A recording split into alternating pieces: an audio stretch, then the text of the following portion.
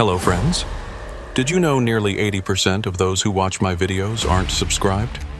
If you enjoy these stories, please hit that subscribe button and leave a like. It really helps.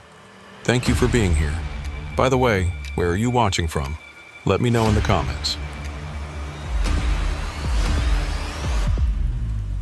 Thaddeus Merriweather's hands were trembling slightly on the steering wheel, but it wasn't from the cold.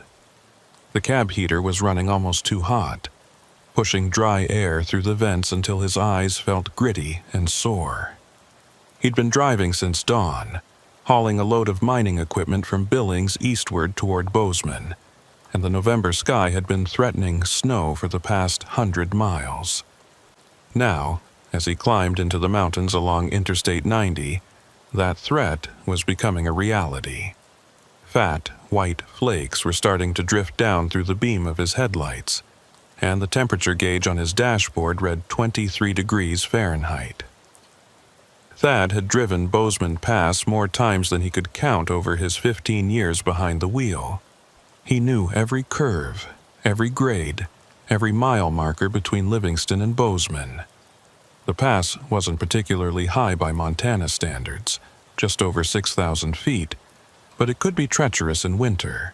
The combination of elevation, wind funneling through the gap in the mountains, and sudden temperature drops created conditions that could turn deadly in minutes. Black ice was the worst of it. That invisible layer of frozen moisture that formed on the pavement without warning, so thin you couldn't see it until your tires were already sliding across it, and by then it was usually too late to do anything but pray. The CB radio crackled with static, then a voice broke through. Eastbound traffic on I-90 approaching Bozeman Pass.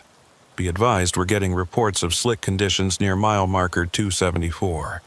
A couple of four-wheelers went off the road about 20 minutes ago. State Patrol's on scene, but they're recommending chains or pulling over until the plows get through. The voice belonged to another trucker. Probably someone who'd already passed the trouble spot and was giving the standard courtesy warning. Thad keyed his mic and acknowledged, then checked his mirror to see if anyone was following close behind him. The highway was nearly empty, just a few sets of taillights disappearing into the gathering snow behind him. Mile marker 274 was still about 8 miles ahead, which gave him time to think. He could pull over at the next exit and wait out the storm, but that would put him hours behind schedule. The mining company in Bozeman needed this equipment by morning, and they were paying premium rates for the expedited delivery. On the other hand, no amount of money was worth sliding off a mountain road in a 70,000-pound rig. Thad had seen too many wrecks over the years, too many trucks crumpled at the bottom of ravines to take winter driving lightly. He eased off the accelerator slightly, bringing his speed down from 60 to 50, then to 45. The engine downshifted with a low growl, and he felt the Jake brake kick in to help control his speed on the grade. The snow was falling harder now, building up on his windshield faster than the wipers could clear it. Visibility was dropping quickly, the world beyond his headlights reduced to a swirling white void. Thad turned up the defroster and leaned forward, squinting through the glass at the road ahead. The pavement looked wet, but not icy, the tires still gripping normally as he navigated the gentle curves. Maybe the reports were exaggerated, he thought. Maybe the worst of it was behind him, and he'd make it through without incident. But even as the thought formed, he felt something change. The truck's handling subtly shifted, the steering becoming just a fraction lighter, the wheels responding to his inputs with a delayed, floating sensation that made his stomach clench. Black ice. He was on it now, that deadly invisible film that turned asphalt into glass. Thad's training took over immediately. He kept his movements smooth and minimal, no sudden corrections, no heavy braking. The truck drifted slightly toward the center line and he turned the wheel gently to compensate, feeling the tires slip and catch. Slip and catch. His heart was hammering, but his breathing stayed controlled. This was manageable. He'd driven through worse.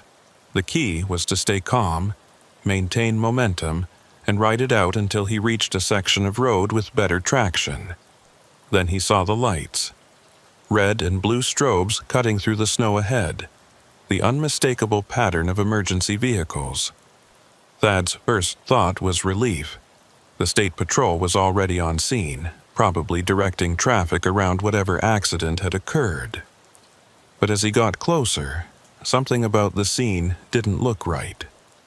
The emergency lights were positioned strangely, some on the right shoulder, others in the median, and one set appeared to be in the middle of the eastbound lanes. He couldn't see any vehicles except for what looked like a single patrol car, and there were no flares or warning triangles set out, no trooper directing traffic. The CB crackled again, but this time the voice was different, distorted, barely audible through waves of static. Eastbound, mile 274, watch for crossing lanes. The transmission broke up completely, leaving only white noise. Thad frowned and reached for the microphone. "Say again, I didn't copy. You're breaking up pretty bad." No response. He tried again, but the CB had gone completely silent except for a low hum that seemed to pulse in rhythm with his heartbeat. He smacked the side of the radio with his palm, a gesture that never actually fixed anything but made him feel like he was doing something. The hum continued, unchanged. He was almost at the emergency lights now, close enough to see that they were indeed from a state patrol vehicle, a white Ford Explorer with Montana State Patrol markings. But the vehicle looked wrong somehow.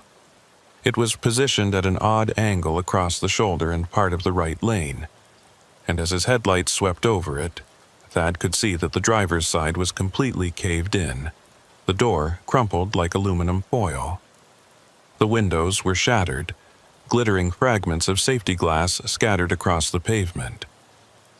But there was no trooper visible, no ambulance, no tow truck, just the wrecked patrol car sitting there in the falling snow with its lights still flashing. Thad's foot moved toward the brake, then stopped. Touching the brakes on black ice could send him into a spin, and the last thing he needed was to add his rig to whatever disaster had already happened here. He let the truck slow naturally, using the engine compression to reduce his speed as he tried to process what he was seeing. The patrol car looked like it had been hit hard, T-boned by something large and heavy, but there was no other vehicle visible, no debris field, nothing to indicate what had struck it. Just the wreck itself, sitting alone in the snow. As he crept past the patrol car, Thad's headlights illuminated something else. Tracks in the snow, fresh ones, cutting diagonally across both eastbound lanes from the median to the right shoulder. They weren't tire tracks, not exactly. They were more like grooves, two parallel lines about 6 feet apart, as if something heavy had been dragged or had slid across the highway. But the pattern didn't make sense. The grooves were too uniform, too straight, and they crossed the patrol car's position without deviation, as if whatever made them had simply passed through the vehicle rather than colliding with it. The CB suddenly erupted with sound, making Thad jump. But it wasn't a voice. It was a tone. A single sustained note, high and piercing, that made his teeth ache. He reached for the volume knob to turn it down, but before his fingers touched it, the tone cut off and was replaced by that same distorted voice he'd heard earlier. Mile marker 274, November 8th, 11:47 p.m., eastbound collision, multiple vehicles, black ice conditions. The voice was reading what sounded like an accident report, but the date was wrong. Today was November 8th, but it was only 9:30 p.m. according to his dashboard clock. And the voice kept repeating the same information over and over, like a recording stuck in a loop. Thad grabbed his phone from the cup holder and tried to dial 911, but there was no signal. He was in the mountains, in a storm, and the nearest cell tower was probably miles away. He looked in his mirrors and saw that the patrol car's lights were fading into the snow behind him, the red and blue strobes growing dimmer until they disappeared completely. He was alone on the highway now, just him and the truck and the falling snow, and that voice on the CB radio droning on about an accident that hadn't happened yet. He tried to convince himself that he was misunderstanding the situation. Maybe the patrol car had been there for hours, and he just hadn't heard about it. Maybe the CB transmission was coming from somewhere else, bouncing off the mountains in a way that made it sound distorted and strange. Maybe the tracks in the snow were from a previous accident that had already been cleared away. There were logical explanations for everything if he just thought it through. But the feeling in his gut told him otherwise. Something was wrong here. Wrong in a way that went beyond bad weather and icy roads. The truck was still sliding more than rolling now, the black ice creating a frictionless surface that made steering almost useless. Thad could feel himself drifting towards the right shoulder, the trailer pushing him sideways despite his attempts to correct. He needed to find a place to pull over, to wait out the storm and the ice and whatever else was happening on this stretch of highway. But the shoulder was narrow and uneven, dropping off sharply on the right side into darkness. If he pulled over too far, he risked tipping the whole rig down the embankment. Mile marker 275 passed by on his right, barely visible through the snow. 1 mile past the patrol car. The CB was still broadcasting that looping message, the voice mechanical and emotionless. Mile marker 274, November 8th, 11:47 p.m. Thad reached over and switched the radio to channel 17, hoping to escape the strange transmission. Silence. He tried channel 9, the emergency channel. More silence. When he switched back to channel 19, the voice was still there, still repeating the same information as if he'd never left. Then he saw them. Footprints. Human footprints, clearly visible in the fresh snow on the right shoulder of the highway. They appeared suddenly as if someone had stepped out of thin air onto the pavement, and they ran parallel to the road for about 50 yards before angling off toward the median. Thad's headlights tracked them as he passed, and he could see that they were fresh, the edges still sharp and defined. But that made no sense. He'd just passed this section of highway seconds ago and there had been no one there. No one walking. No stranded motorist. Nothing. Yet, here were the prints, clear as day. He was about to key the CB microphone to ask if anyone else was seeing this when his headlights caught something in the median. A figure, standing motionless in the center of the grass strip that divided the eastbound and westbound lanes. It was too far away, and the snow was too heavy to make out details, but the shape was unmistakably human. Tall, wearing what looked like a long coat or jacket. Just standing there, facing the highway, not moving, not waving for help or trying to flag him down, just watching. Thad's breath caught in his throat. Every instinct screamed at him to keep driving, to not stop, to not investigate. But what if it was someone who needed help? What if it was a trooper from the wrecked patrol car, injured and disoriented? He eased off the accelerator even more, bringing the truck down to a crawl. The figure didn't move, didn't react to his approach at all. And as he got closer, Thad realized something that made his blood run cold. The figure wasn't standing on the snow. It was standing in the snow, as if it had been there long enough to sink down several inches. But the snow had only started falling heavily in the last 20 minutes. The CB crackled. "Do not stop!" A different voice this time, clear and urgent. "Eastbound traffic at mile marker 275. Do not stop. Keep moving. Get clear of the pass." Thad grabbed the microphone. "Who is this? What's going on up here?" No answer, just static. He tried it again. "This is eastbound Merriweather hauling mining equipment. I need to know what's happening. There's someone standing in the median and I think they might need help." The static continued for a long moment. Then the voice came back, fainter this time. "Not someone. Keep moving." Thad's hands were shaking again, harder now. He pressed the accelerator and felt the truck lurch forward on the ice, the tires spinning for a second before finding purchase. He was past the figure now, but he couldn't stop himself from looking in the passenger side mirror. The figure was still there, still motionless, but now it had turned. It was facing his direction, watching him drive away. And even though the distance and the snow made details impossible to see, Thad had the overwhelming certainty that the figure had no face. Just a blank expanse where features should have been. He drove faster, pushing the truck up to 50 despite the ice, despite the snow, despite every rule of safe winter driving. He needed to get off this mountain, needed to reach a place with lights and people and normalcy. The CB was silent now, not even static, as if the radio had been unplugged. His phone still showed no signal.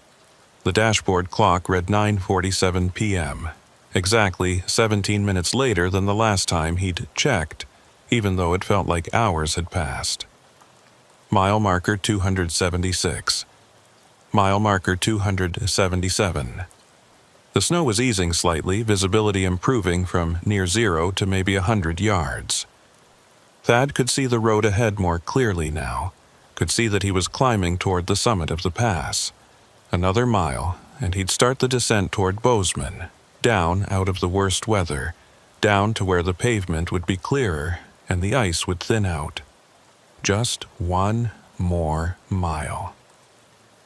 That's when he saw the vehicle. It was in the eastbound lanes ahead of him, sideways across both lanes, a dark SUV with its hazard lights flashing weakly. As Thad's headlights illuminated it, he could see steam or smoke rising from under the hood, and the driver's side door was hanging open.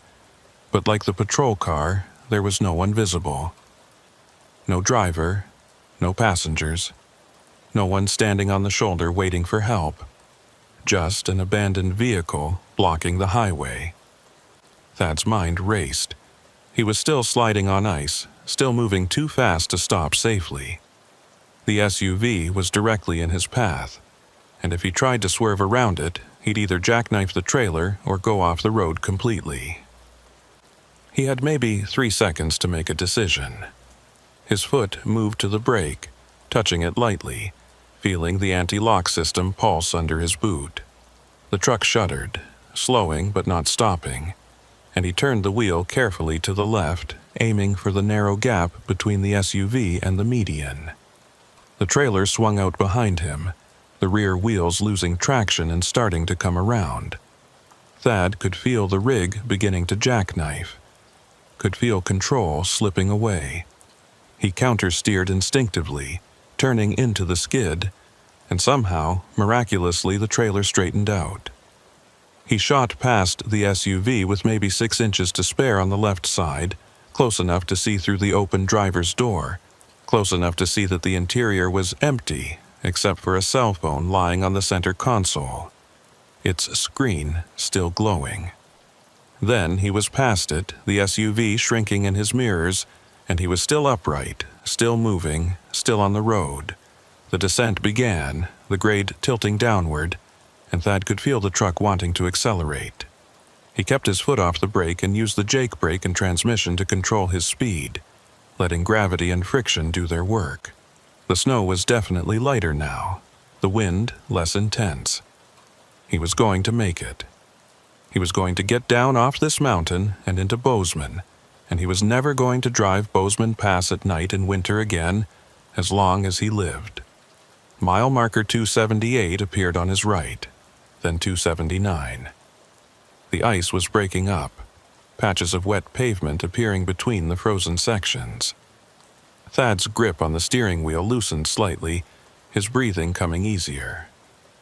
Whatever he'd experienced up there near the summit, whatever strange things he'd seen, they were behind him now.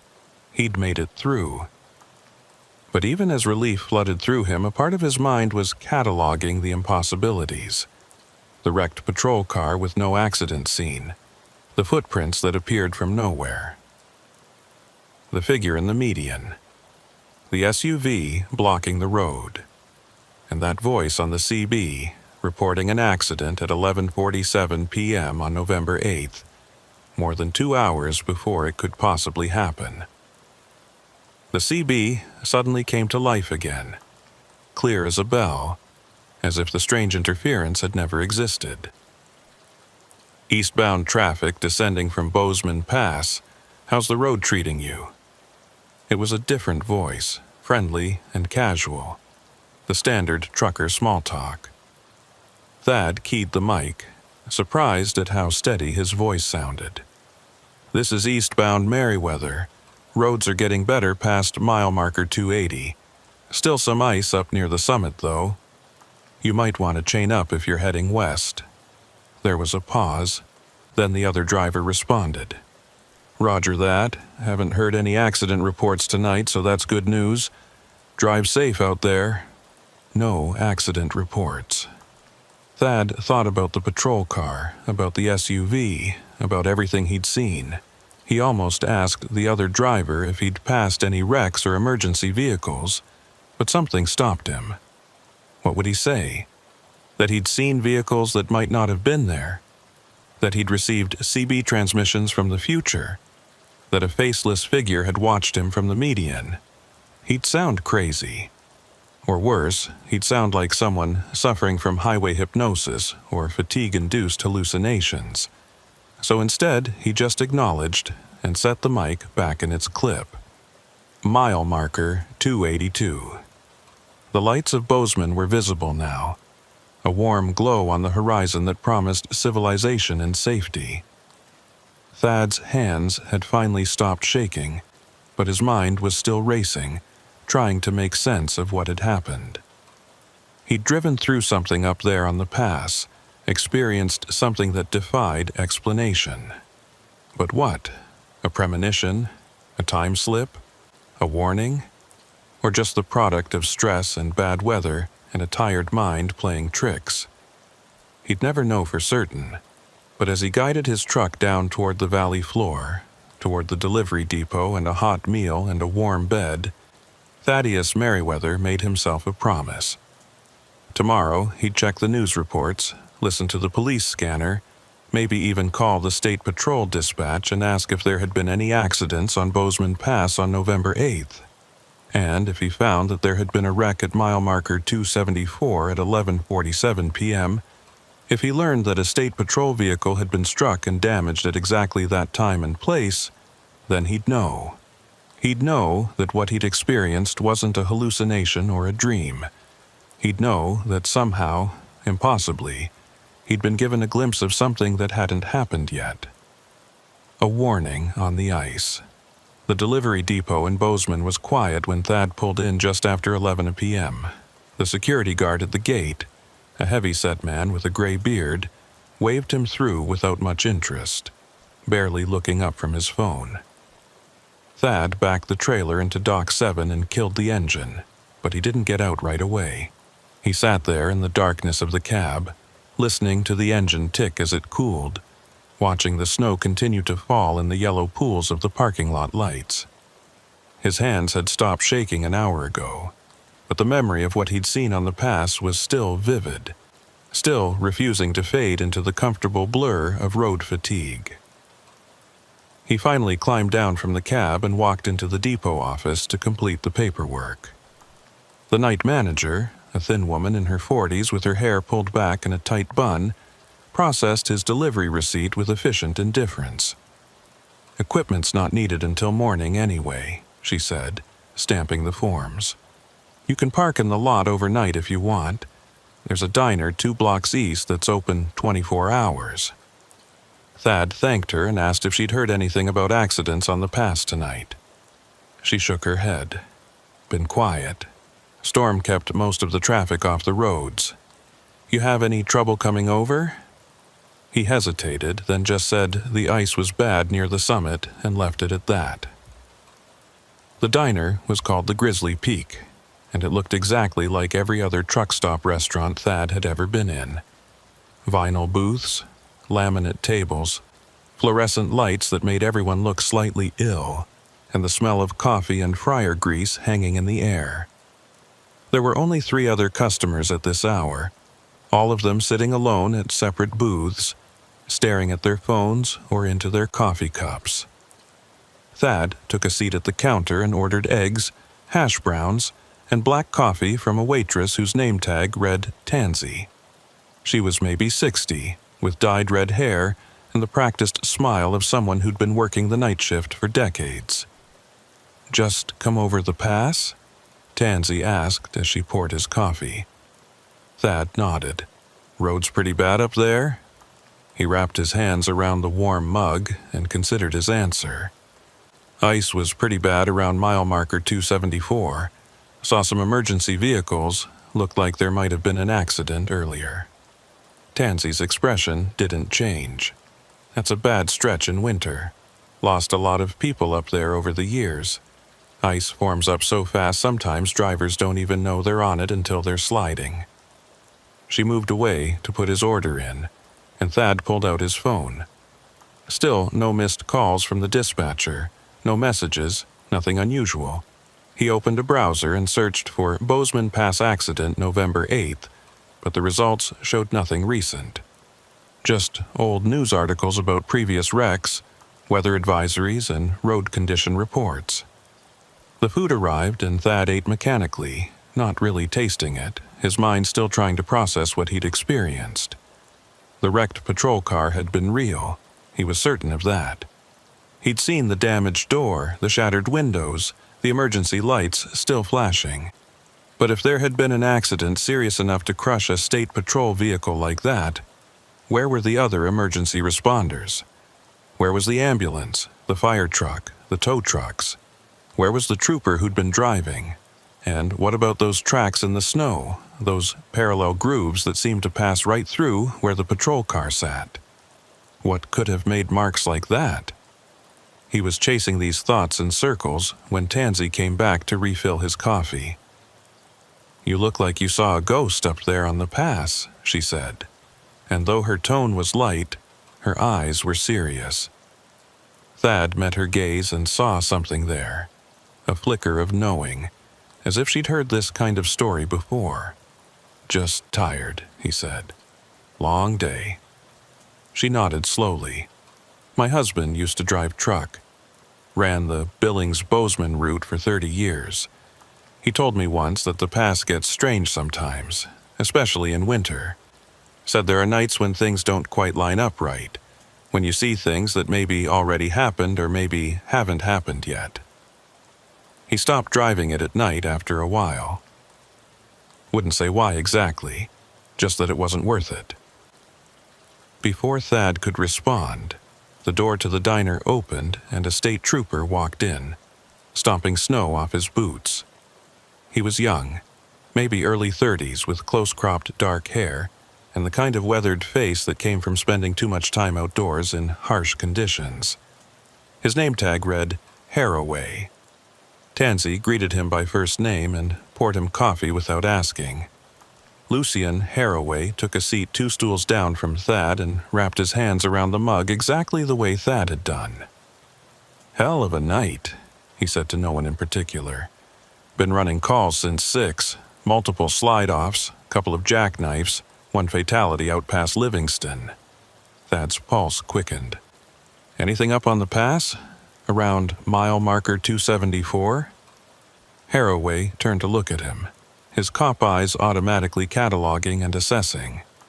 "Not that I heard. Why, you see something up there?" Thad chose his words carefully. "Thought I saw emergency lights. Looked like maybe a patrol car had been in an accident. But when I got closer, there was nobody around." Haraway's expression shifted, became more guarded.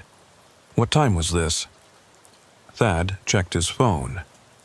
"About 9:30, maybe 9:45. The trooper was quiet for a moment, then shook his head. "We didn't have any units in that area tonight. Budget cuts were spread pretty thin. Closest car to the pass would have been me, and I've been down in the valley all evening." Something about the way Haraway said it felt off to Thad, like the trooper was being carefully truthful but not completely forthcoming. The vehicle I saw had Montana State Patrol markings, Thad pressed. White Ford Explorer looked like it had been T-boned on the driver's side. Lights were still flashing, but no one was there. Haraway's jaw tightened. He glanced at Tansy, and Thad saw her give a small shake of her head, a gesture so subtle he almost missed it.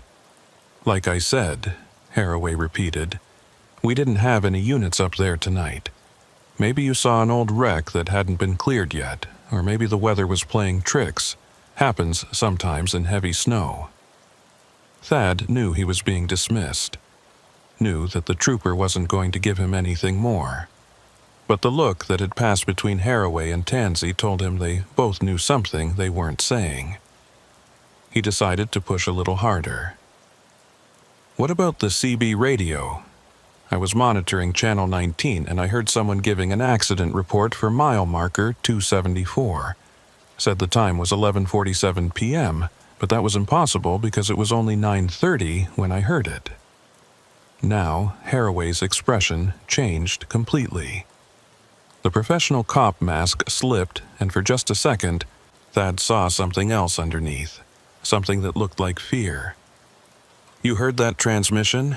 the trooper asked quietly. Thad nodded, clear as day, kept repeating the same information over and over. Mile marker 274, November 8th, 11:47 p.m., multiple vehicle accident, black ice conditions. The diner had gone very quiet. Even the other customers seemed to be listening now, though they weren't looking directly at the conversation. Tansy had stopped moving, standing frozen with the coffee pot in her hand. Haraway stared at Thad for a long moment, then seemed to come to some kind of decision. "How long you planning to be in town?" he asked. "I've got some things I need to check on, and I might need to talk to you again tomorrow." Thad shrugged. "I'm empty until my dispatcher lines up another load. Could be here a day or two." Haraway pulled out a business card and slid it across the counter. "Call me tomorrow morning. Not on the department line. Use my cell number on the back, and don't talk to anyone else about what you saw tonight." Not yet. Before Thad could ask why, Haraway stood up, dropped a $5 bill on the counter, and walked out of the diner without touching his coffee. Through the window, Thad watched him sit in his patrol car for several minutes, talking on his radio, before finally driving away. Tansy came over and topped off Thad's mug even though it was still mostly full. "Lucian Haraway is a good man," she said quietly. "If he says not to talk about it, there's probably a reason. This town has a long memory, and some things are better left alone." Thad wanted to ask what she meant, but something in her expression told him she'd already said more than she intended. He finished his meal in silence and paid his bill. Outside, the snow had stopped, and the sky was beginning to clear, revealing patches of stars between the clouds. The temperature had dropped even further, and Thad's breath formed white clouds in the air as he walked back toward the depot. The streets of Bozeman were nearly empty. Just a few cars creeping along the icy roads, their headlights creating overlapping cones of light in the darkness. Thad's truck was where he'd left it, parked in the secure lot behind the depot, and he climbed into the sleeper berth with the intention of getting a few hours of rest before morning. But sleep wouldn't come. Every time he closed his eyes, he saw that wrecked patrol car, saw the faceless figure standing in the median, saw those impossible tracks cutting through the snow. He lay there in the darkness, listening to the tick and creak of the cooling engine, watching the shadows move across the ceiling of the sleeper berth as headlights from the street passed by. Around 1:00 a.m. he gave up and climbed back into the driver's seat, turning on the CB radio more out of habit than any real purpose. The radio crackled to life and he scanned through the channels, listening to the late-night chatter of other drivers scattered across the western states. On Channel 19, he heard the familiar voices of truckers swapping stories and sharing information. Someone was talking about weather in Wyoming. Someone else was complaining about load rates. Normal conversation, comfortable and mundane. Thad was about to switch off the radio when he heard it again. That same voice, that same mechanical tone breaking through the other transmissions. Mile marker 274, November 8th, 11:47 p.m., eastbound collision, multiple vehicles, black ice conditions. The same loop he'd heard on the pass, repeating endlessly. Thad grabbed the microphone. "Who is this? Identify yourself." The transmission continued, ignoring him. Mile marker 274, November 8th, 11:47 p.m. Other voices broke in now, other drivers hearing the strange broadcast. "Someone's got a stuck mic," one said. "Must be transmitting on a loop somehow." Another voice, older and more weathered. "That's not a stuck mic, that's the pass. You new boys probably haven't heard it before, but that transmission's been coming through on and off for years. Always the same message, always about an accident at 274.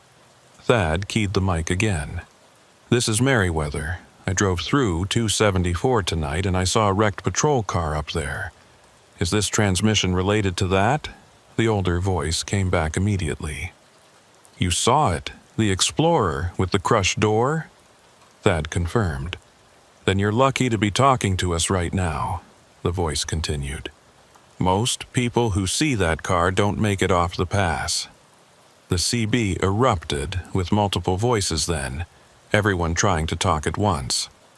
Someone was calling the older driver crazy, saying it was just a local legend. Someone else was defending the story, claiming their brother had seen the same thing back in the 80s. Thad tried to cut through the noise. "Can someone please explain what's going on? What is that patrol car?" The older voice came back, and this time the static was less pronounced, as if the driver had gotten closer. "It's a ghost, son. A warning.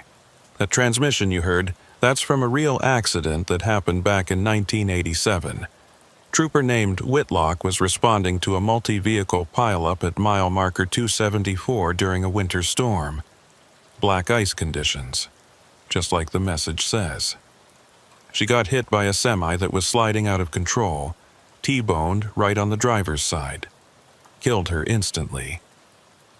Thad felt cold despite the heater running. "Whitlock? That was the trooper's name?" the voice confirmed.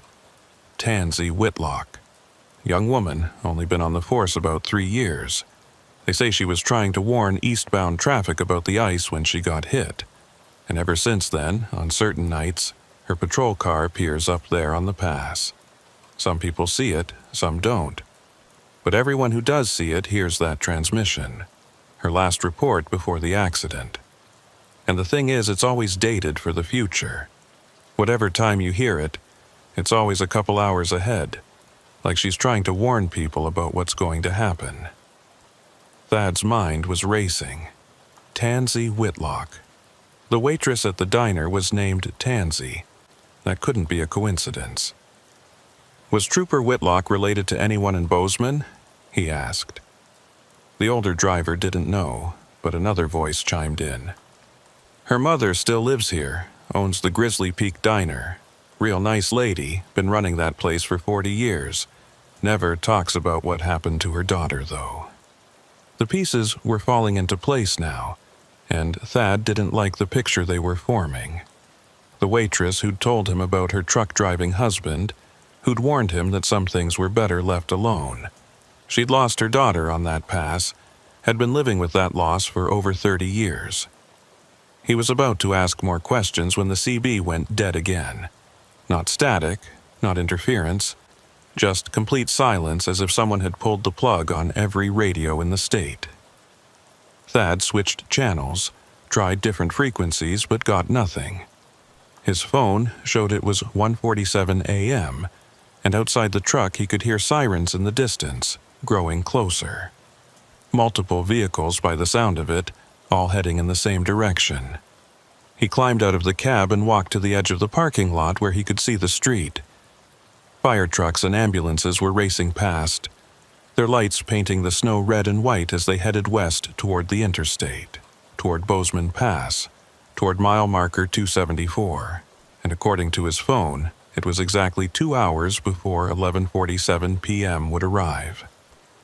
Thad pulled out the business card Haraway had given him and dialed the cell number on the back. The trooper answered on the second ring, sounding wide awake despite the hour. Haraway. Thad didn't bother with preliminaries. There's an accident happening right now on the pass, isn't there? At mile marker 274. There was a long silence, then Haraway sighed. How did you know? Thad explained about the CB transmission, about what the other drivers had told him, about the pattern. Every time someone sees that patrol car and hears that transmission, does an accident actually happen 2 hours later? Not every time, Haraway said quietly, but often enough that we take it seriously. I got the call about 20 minutes ago. Semi jackknifed on the ice at 274, took out 2 passenger vehicles and another truck. 3 fatalities so far, maybe more. We're still working the scene. Thad's legs felt weak. I drove through that exact spot tonight. If I'd been 2 hours later... He didn't finish the sentence. Haraway finished it for him. You would have been right in the middle of it. Whatever you saw up there tonight, whatever you heard on that radio, it saved your life. Trooper Whitlock is still trying to do her job, still trying to warn people, even 37 years after she died doing it. Thad thought about the faceless figure he'd seen in the median, the way it had turned to watch him drive past. Had that been Tansy Whitlock? Was she still up there on the pass, still standing guard, still trying to prevent the kind of tragedy that had taken her life? What about the SUV I saw blocking the road? He asked. Was that part of the warning too? Haraway was quiet for a moment. I don't know. The reports from 87 mentioned a Ford Bronco that was involved in the pileup, blocking the eastbound lanes. Could be that's what you saw. Could be the whole scene plays out the same way every time, like a recording. Or could be she's showing you what's going to happen, trying to get you to understand the danger. They talked for a few more minutes, Haraway, explaining that he'd need a formal statement in the morning, that there would be questions about what Thad had seen and heard. But it was clear the trooper already believed him, already knew the story because he'd probably heard it before from other drivers. When they hung up, Thad walked back to his truck and climbed into the sleeper berth. This time he didn't try to sleep. He just lay there in the darkness, thinking about a young state trooper named Tansy Whitlock, who'd died trying to warn people about black ice and who apparently hadn't let death stop her from continuing that mission. At exactly 11:47 p.m., or rather 11:47 a.m. on the clock now, since it had rolled past midnight, Thad turned on the CB radio one more time. The transmission came through immediately, clear and strong. Mile marker 274, November 8th, 11:47 p.m., eastbound collision, multiple vehicles, black ice conditions. But this time, after the standard loop, there was something else. A woman's voice, young and clear, speaking directly through the static. Drive safe out there. The roads can turn on you in a heartbeat. Watch for ice. Then silence. Thad grabbed the microphone. Trooper Whitlock, is that you? No response. Just the normal chatter of the CB resuming. Drivers talking about routes and weather and all the mundane details of life on the road. But Thad knew what he'd heard. Knew that somewhere on Bozeman Pass, in the snow and the darkness and the cold, Tansy Whitlock was still on duty, still protecting travelers, still doing her job the only way she could. And he knew that her mother, serving coffee and eggs in a diner 2 blocks away, carried the weight of that knowledge every day, unable to talk about it, unable to explain that her daughter had never really left. As dawn began to break over the mountains, painting the snow pink and gold, Thad made a decision. When his dispatcher called with the next load, he'd turn it down if it meant driving Bozeman Pass. He'd find other routes, other jobs, other ways to make a living. Not because he was afraid, though he was, but because some roads demanded a price for passage that he wasn't willing to pay, and because he now understood that the warnings he'd received weren't just about physical danger.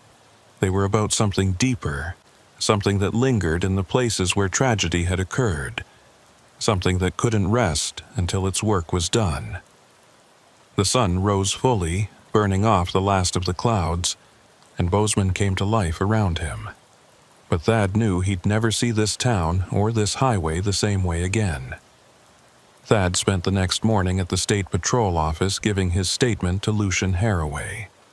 The trooper's office was a small room in the back of the building, walls covered with maps and incident reports, a coffee maker gurgling in the corner that looked like it hadn't been cleaned in months. Haraway took notes by hand, old school, filling out forms in careful block letters while Thad recounted everything he'd seen on the pass the night before. The wrecked Explorer, the tracks in the snow, the figure in the median, the CB transmission.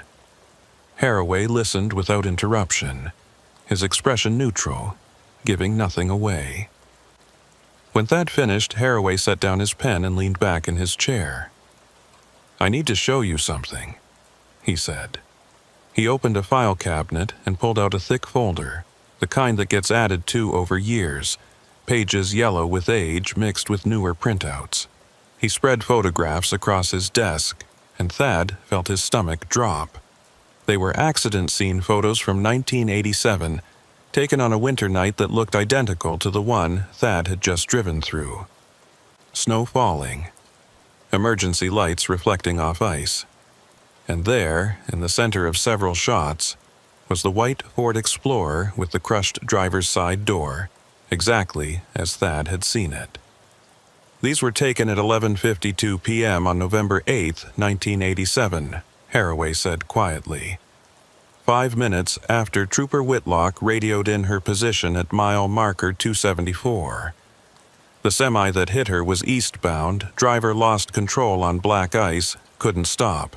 The vehicle spun sideways and T-boned her patrol car while she was parked on the shoulder with her lights on, trying to warn traffic. He pointed to another photo, this one showing parallel grooves in the snow crossing the eastbound lanes. These marks are from the semi's trailer. It was a flatbed hauling steel I-beams. When it jackknifed, the beams shifted and dragged across the pavement. That's what made those tracks you saw. Thad stared at the photographs, his mouth dry. Every detail matched. The position of the vehicle, the pattern of damage, even the way the emergency lights cast their glow across the snow. "How is this possible?" he asked. "How can something that happened 37 years ago just appear on that highway like it's happening again?" Haraway gathered the photos back into the folder. "I've asked myself that question for the 5 years I've been working this area. I've talked to other troopers, older guys who were here when it happened. I've talked to truck drivers, locals, even brought in someone from the university to study the phenomenon. Nobody has an answer that makes sense." He pulled out another document, this one a log of reported sightings. Thad scanned the entries and felt a chill run through him. The sightings went back decades, dozens of them, maybe hundreds. Different dates, different drivers, but always the same details. Always around mile marker 274, always in winter conditions, always with the CB transmission warning of an accident hours before it occurred. "Not everyone who sees it reports it," Haraway explained. "Most drivers probably think they're hallucinating, or they're too spooked to say anything. But enough people have come forward over the years that we can't dismiss it. And here's the thing that really bothers me." He tapped the log. In 80% of the cases where someone reported seeing Trooper Whitlock's vehicle, there was an actual accident at that location within the next few hours. Thad thought about the pileup that had happened at 11:47 the previous night, about the 3 people who'd died because they'd been in the wrong place at the wrong time.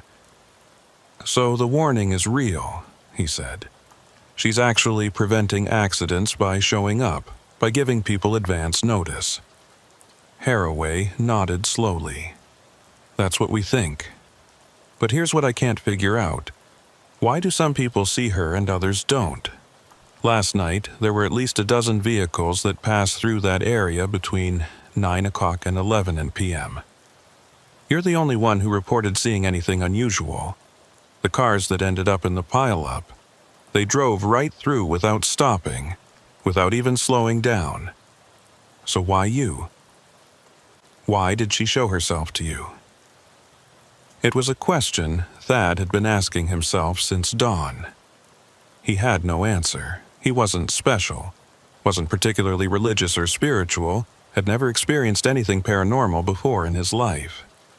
He was just a truck driver doing his job, same as thousands of others on the roads every night. Maybe it's random, he offered. Maybe she appears to everyone, but only some people actually see her. Haraway didn't look convinced. Or maybe there's a pattern we haven't figured out yet. A reason why certain people are chosen to receive the warning. He closed the folder and locked it back in the filing cabinet. I need you to do something for me. If you ever drive that route again, if you ever see anything unusual on Bozeman Pass, I want you to call me immediately. Day or night, doesn't matter. And I want you to keep a record of exactly what you see, what time you see it. Weather conditions, everything. Thad wanted to tell him that he'd never be driving Bozeman Pass again, that he'd decided to find other routes, but something stopped him. Some instinct told him that this wasn't over, that whatever had happened last night had connected him to that stretch of highway in a way he couldn't just walk away from. So instead he nodded and promised to call if anything came up. Haraway walked him out to the parking lot where Thad's rig sat waiting, the chrome catching the weak November sunlight. One more thing, the trooper said as they stood beside the truck. Tansy Whitlock, the woman who runs the diner, she knows what you saw last night. She's known about her daughter's presence on that highway for 37 years. If you want to understand what's happening, you should talk to her. The Grizzly Peak was busier during the lunch hour, the booths filled with construction workers and local business people taking their midday break.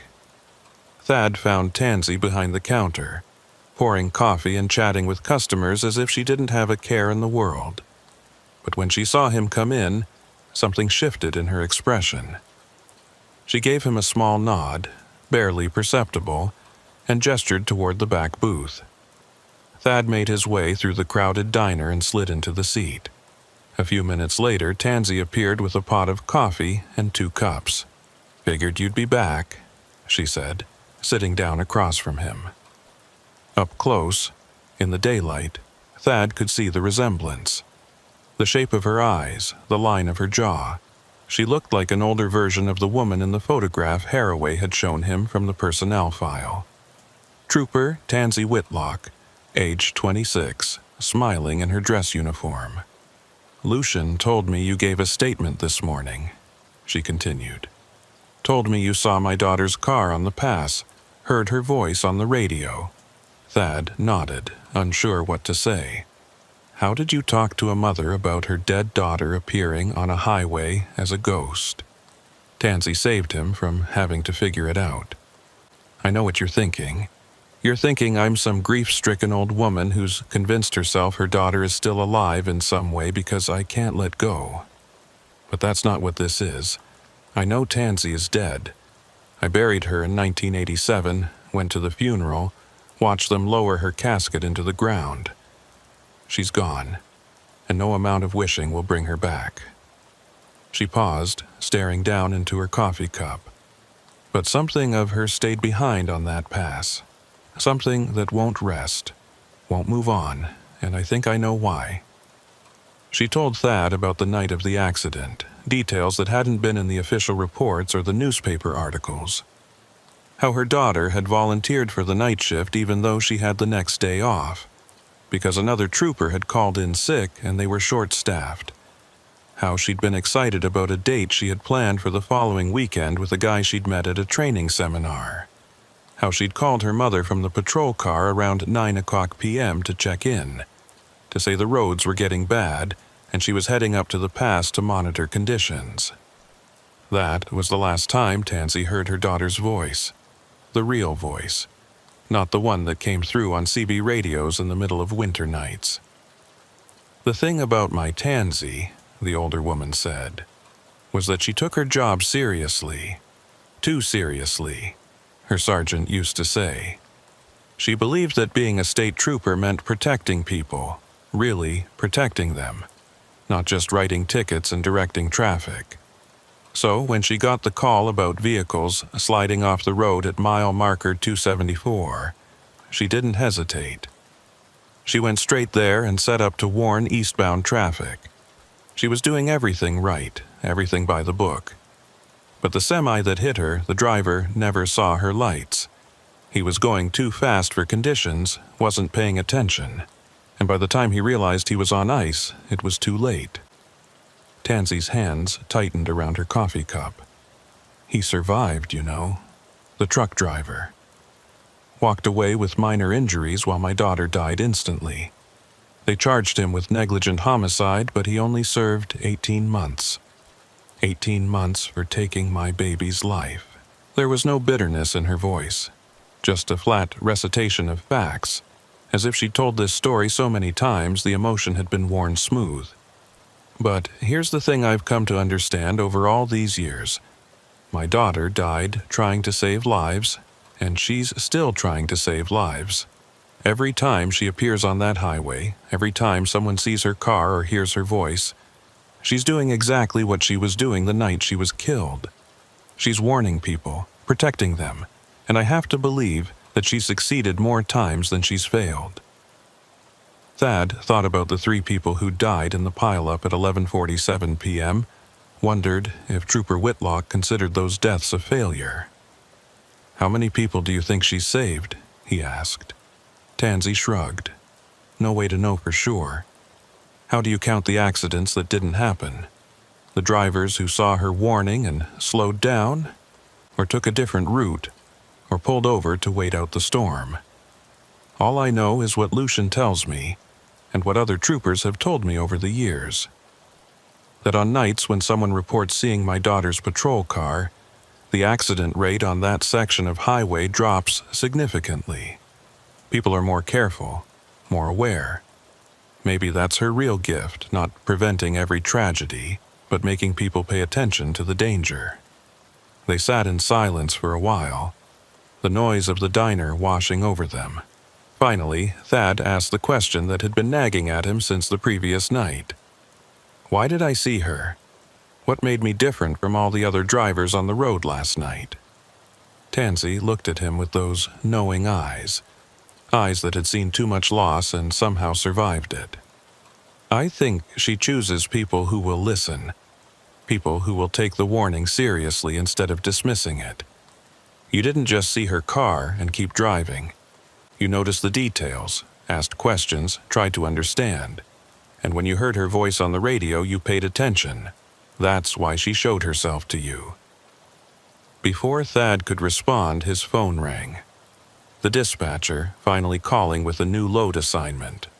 Thad stepped outside to take the call, expecting to hear about a run to Seattle, or maybe down to Salt Lake City. Instead, the dispatcher told him about a rush delivery that needed to be picked up in Butte and delivered to Billings by the following morning. The route would take him back over Bozeman Pass, westbound this time, leaving tonight. The pay was good, double the usual rate because of the tight timeline and the winter conditions. Thad started to decline, started to say he wasn't available, but something made him pause. He looked back through the diner window at Tansy, sitting alone in the booth, staring at nothing. He thought about Trooper Whitlock standing in the median in the snow, turning to watch him drive past, still doing her duty 3 decades after her death. And he thought about what Haraway had said, about there maybe being a reason why certain people received the warning. "I'll take it," he told the dispatcher. "Send me the pickup details." When he went back inside, Tansy was gone. The booth was empty, the coffee cups cleared away. But there was a note left on the table, written in precise handwriting on the back of a diner receipt. "Be careful on the pass tonight. She'll be watching for you." Thad picked up the load in Butte just after 5 p.m. It was industrial machinery, heavy enough that he'd need to take the mountain grade slowly and carefully. The sun was already setting as he headed east on I-90, the sky turning deep purple and orange behind the peaks. Weather reports called for clear conditions overnight, temperatures dropping into the teens, roads dry. No snow in the forecast. No ice warnings.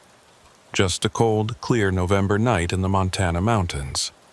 Thad should have felt relieved, but instead he felt a growing sense of unease as he approached the pass. Mile marker 274 westbound was the mirror image of the eastbound side where Trooper Whitlock had died, separated by a median but sharing the same elevation and exposure to wind. If black ice formed on one side, it would form on the other. Thad checked his mirrors and saw only a few scattered vehicles behind him, their headlights small and distant. Traffic was light tonight. Most sensible people already home for the evening, not willing to risk mountain driving in the cold. He adjusted his grip on the steering wheel and settled in for the climb, trying to ignore the flutter of nerves in his stomach. The pass looked different at night, more imposing somehow, the mountains rising dark against the stars on either side. Thad's headlights carved a tunnel through the blackness, illuminating the white fog line and the reflective mile markers as they counted down. 280, 279, 278. The pavement was dry, his tires gripping normally, no sign of ice. The CB radio was quiet, except for occasional distant chatter from other drivers scattered across the state. Everything was normal. Everything was fine. And yet Thad couldn't shake the feeling that something was wrong, that something was waiting ahead in the darkness. At mile marker 276, he saw the first sign that his instincts were correct. Flares, the old-fashioned kind that burned with a red flame, were set out in a pattern across the westbound lanes, warning of something ahead. Thad slowed down, scanning the road for whatever hazard the flares were marking. But he couldn't see anything. No accident, no construction, no disabled vehicle. Just the empty highway and those burning flares casting their red glow across the pavement. He reached for the CB microphone. "Westbound on I-90 approaching mile marker 276. Anybody know what's with the flares? I'm not seeing any kind of incident here." No response. The CB remained silent. Thad crept forward, passing between the flares, expecting to see emergency vehicles or road workers at any moment. But there was nothing. Just more empty highway stretching ahead into the darkness. He checked his mirrors and saw the flares receding behind him, still burning, still marking nothing. His unease deepened. Someone had set out those flares, and recently too, because they were still burning strong. But who and why? He grabbed the mic again. "This is westbound Meriwether at mile marker 276. If there's DOT or State Patrol working this area, please advise. I've got flares set out, but no visible work zone." This time he got a response, but it wasn't what he expected. Static-filled and distorted, a woman's voice breaking through in fragments. "Westbound, 274, watch for crossing." It was the same voice he'd heard the previous night, Trooper Whitlock's voice, giving a warning he couldn't quite make out. Thad's pulse quickened. "Say again, I didn't copy. What am I watching for?" The static intensified, then cleared suddenly. The voice came through perfectly clear. No distortion, no interference. Watch for the crossing at 274. They don't always stop. Then silence. They don't always stop. What did that mean? Who doesn't stop? Thad's mind raced as he approached mile marker 274, his speed down to 35 miles per hour now, his eyes scanning the road ahead for whatever danger Trooper Whitlock was warning him about. The westbound lanes were empty, no traffic visible in either direction. The pavement was still dry. The temperature gauge on his dash read 18 degrees, cold enough for ice, but no moisture to freeze. Everything looked safe. Everything looked normal. And then he saw them. Headlights appearing suddenly in his lane, heading directly toward him. 2 vehicles, maybe 3, driving westbound in the eastbound lanes. No, that wasn't right. They were in his lanes, the westbound lanes, but they were going the wrong direction. They were heading east directly into oncoming traffic, directly toward Thad's truck. He jerked the steering wheel right, pulling onto the shoulder as the headlights bore down on him.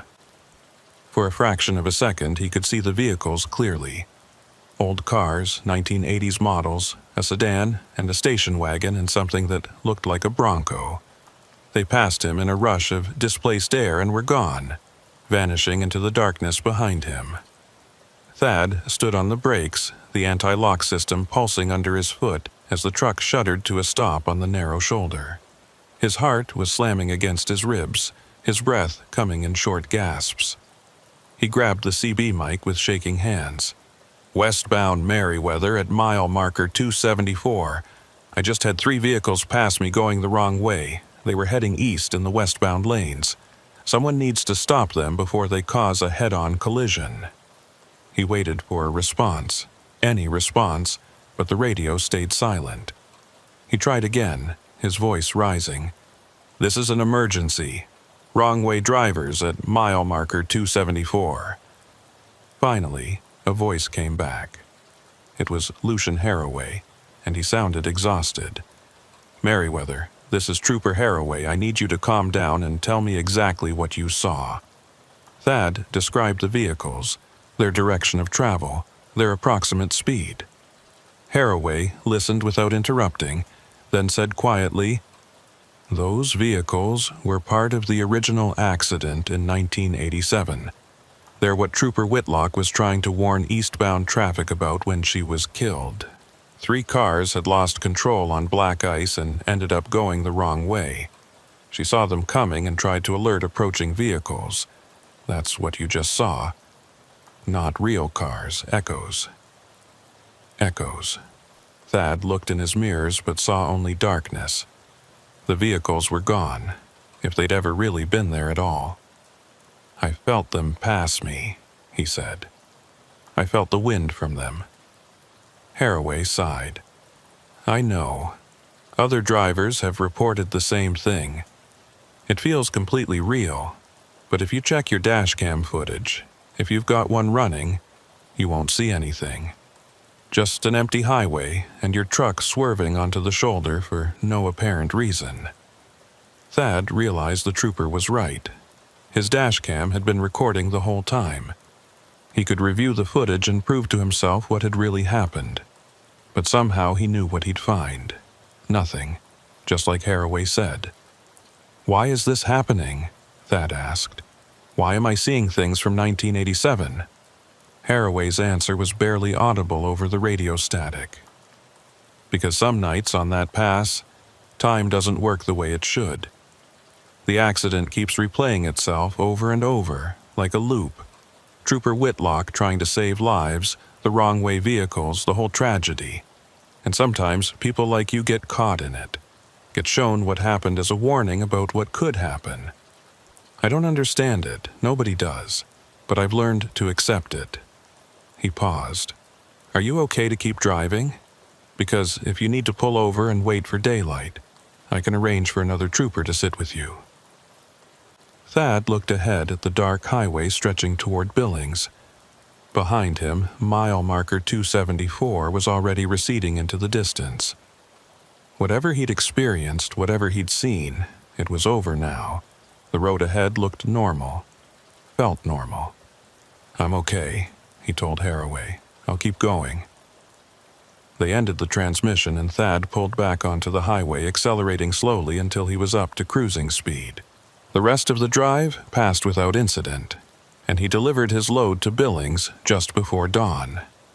But as he headed back empty toward Bozeman, as the sun rose over the mountains and burned away the night, Thaddeus Merriweather knew he would be returning to this highway again, would be driving this pass again. Because somehow, impossibly, he'd become part of the story that wouldn't end, connected to a trooper who died before he ever started driving truck, bound to a stretch of road where the past and present collided in ways that defied explanation. 3 weeks passed before Thad drove Bozeman Pass again. 3 weeks of hauling loads through Idaho, Wyoming, and the Dakotas, always finding reasons to take routes that avoided Interstate 90 through Montana. His dispatcher noticed and started asking questions, wondering why Thad was turning down profitable runs that would take him through his home state. Thad made excuses about wanting to see different country, about avoiding the winter weather in the mountains, but the truth was simpler and more complicated than that. He was afraid, not of the road itself, not of the ice or the snow or the steep grades. He was afraid of what he might see there, afraid of being pulled deeper into something he didn't understand. But avoidance only worked for so long in the trucking business.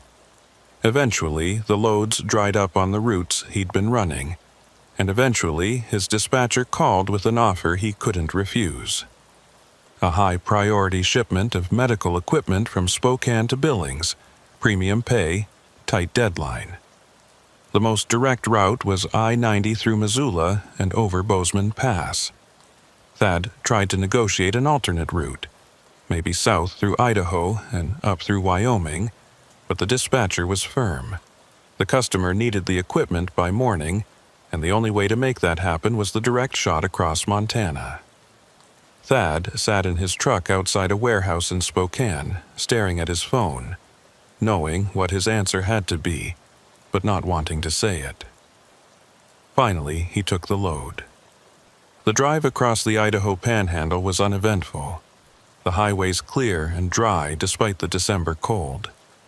Thad crossed into Montana just after sunset, the western sky still holding on to the last traces of daylight, deep purple fading to black. He stopped for fuel in Missoula and checked the weather reports. Clear skies overnight, temperatures in the low 20s, no precipitation forecast. The road conditions website showed green across the board for I-90, all chains removed, bare pavement reported. It should have been an easy run, a routine night's work, but Thad's hands were sweating as he climbed back into his cab and pointed the truck east toward Bozeman. Mile markers counted down as he climbed into the mountains. 120, 110, 100. The highway curved and twisted through the darkness, following the path of the Clark Fork River, hemmed in by peaks that rose invisible against the night sky. Thad had the CB radio on, monitoring the usual chatter, listening for any hint of trouble ahead. A driver heading westbound reported good conditions over the pass, dry roads, and light traffic. Another voice confirmed, saying he'd just come through without any issues. Everything pointed to a normal crossing, nothing to worry about. And yet, Thad couldn't shake the feeling that had been building since Spokane, the certainty that something was waiting for him up on that pass. At mile marker 90, his CB radio crackled, and Lucian Haraway's voice came through. "Eastbound traffic approaching Bozeman Pass. This is Montana State Patrol. Be advised, we're conducting a safety check at mile marker 274. All commercial vehicles, please prepare to stop." Thad grabbed the microphone. "Trooper Haraway, this is Merriweather. What kind of safety check?" There was a pause, longer than it should have been, and when Haraway responded, his voice was tight. "Just routine, Merriweather. Need to talk to you for a few minutes when you come through. Nothing to worry about." But something in the trooper's tone told Thad there was plenty to worry about. He found Haraway's patrol car parked on the shoulder at mile marker 274, right where Trooper Whitlock's vehicle had appeared 3 weeks ago. The trooper was standing beside his car, breath forming white clouds in the headlight beams, and he waved Thad over to the shoulder. Thad pulled off the highway and climbed down from his cab, the cold hitting him like a physical blow. "What's going on?" he asked. Haraway looked tired, older than he had 3 weeks ago, as if he hadn't been sleeping well. "I need you to see something," he said. "Come with me." He led Thad across the shoulder to the edge of the median and pointed down at the snow. Footprints. The same footprints Thad had seen 3 weeks ago, running parallel to the highway before angling off toward the center of the median. But these were fresh, made within the last hour, according to Haraway, and they led to a spot about 50 yards away where something dark was lying in the snow. "I got a call about an hour ago," Haraway said quietly.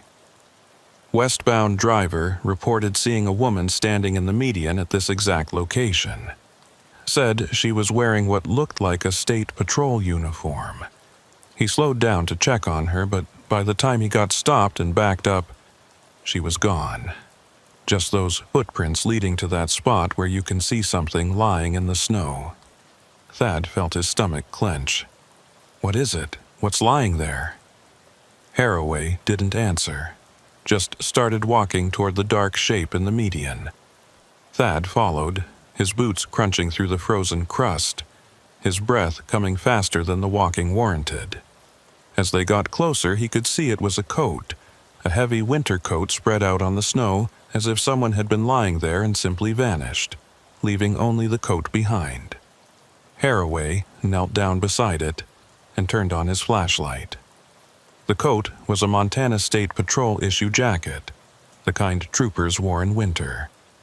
The name tag on the breast read Whitlock. Thad took a step back, his mind refusing to process what he was seeing. "That's impossible," he said. "That coat should be in evidence storage or donated to charity or destroyed. It shouldn't be here." Haraway stood up, brushing snow off his knees. "I called the evidence room after I found it. Trooper Whitlock's uniform items from the accident were logged and stored for 6 months in 1987, then released to her mother per standard procedure. I called Tansy and asked if she still had her daughter's patrol jacket. She said she'd packed it away in a box in her attic 30 years ago and hadn't looked at it since. I asked her to check. She just called me back. The coat is gone from the box. Just gone." They stood there in the cold and the dark, staring at the jacket lying in the snow. Finally, Thad asked the question neither of them wanted to voice. "Is she trying to tell us something? Is this a message?" Haraway shook his head slowly. "I don't know what this is, but it's the first physical evidence we've ever had that something real is happening here. Not just sightings and voices on the radio, but an actual object that shouldn't exist, appearing in the exact spot where multiple witnesses have reported seeing her." He picked up the jacket carefully, as if it might vanish if handled too roughly. "I'm going to bag this as evidence, and I'm going to request that someone from the State Investigation Unit come take a look. This has gone beyond local folklore. This is something we can't explain away anymore." Thad walked back to his truck, his mind spinning. The coat was real, physical, something that could be touched and photographed and analyzed, which meant the apparitions of Trooper Whitlock weren't just hallucinations or atmospheric phenomena or mass hysteria. She was actually there, somehow, existing in a state that allowed her to manifest physical objects. The implications made Thad dizzy. If she could leave behind a coat, what else could she do? Could she actually interact with the physical world? Could she prevent accidents directly instead of just warning about them? And if so, why didn't she? What were the rules that bound her to that stretch of highway? He was about to climb back into his cab when Haraway called out to him. "Merriweather, wait." The trooper walked over, carrying the bagged jacket. "I need to ask you something, and I need you to be honest. Have you experienced anything unusual in the last 3 weeks? Dreams, visions, anything that might be related to this?" Thad thought about the nightmares he'd been having. The ones where he was driving through endless snow while faceless figures watched from the roadside. The ones where he heard his CB radio broadcasting warnings about accidents that hadn't happened yet. He'd dismissed them as stress, as his mind processing the strange experiences he'd had. But now he wondered. "Just dreams," he admitted. "Nothing concrete. Why?" Haraway looked uncomfortable. "Because the other drivers who've had encounters with Trooper Whitlock, the ones who've reported seeing her vehicle or hearing her voice, some of them have reported ongoing experiences afterward. Continued sightings, premonitions about accidents, a sense of being watched when they drive this route. It's like she forms a connection with certain people, and that connection doesn't break just because they leave the pass." Thad felt cold that had nothing to do with the December temperature. "Are you saying she's haunting me?" Haraway shrugged. "I'm saying she might be trying to communicate with you, trying to use you for something. I don't know what or why. But if you start experiencing anything more than dreams, anything that affects your ability to drive safely, I need to know about it." Thad promised to call if anything unusual happened, then climbed into his truck and got back on the highway. The rest of the trip to Bozeman passed without incident, and he delivered his load just after midnight. But he couldn't stop thinking about that jacket lying in the snow, about Trooper Whitlock manifesting physical objects, about the possibility that she was reaching out to him specifically for some purpose he didn't yet understand. He checked into a motel and tried to sleep, but the dreams came again. This time, they were more vivid, more specific. He dreamed he was driving the pass during a blizzard, visibility near zero, when he saw a figure standing in the middle of the highway waving frantically for him to stop. He hit the brakes, but the truck kept sliding on ice, sliding toward the figure, and just before impact he jolted awake, his heart hammering. The next morning, Thad drove back to the Grizzly Peak for breakfast. Tansy was there, moving between tables with her coffee pot, and when she saw him she gave a small nod of recognition. He waited until the morning rush had cleared out, then approached her at the counter. "Trooper Haraway told me about your daughter's jacket," he said quietly, "about it appearing in the median." Tansy's expression didn't change, but her hand tightened on the coffee pot handle. "I knew that coat was gone the moment he asked me to check. I felt it leave somehow, felt something shift in my house like the air pressure changed. I went up to the attic and the box was still there, still taped shut, but the jacket was gone, like it had never existed." She poured herself a cup of coffee and sat down beside him at the counter. "I need to tell you something," she said. "Something I've never told Lucian or any of the other troopers because I knew they'd think I was crazy. But you've seen her now, experienced what she can do, so maybe you'll understand." She took a sip of coffee, gathering her thoughts. "My daughter appears to certain people for a reason, not randomly. She chooses drivers who are going to be involved in accidents on that pass in the future.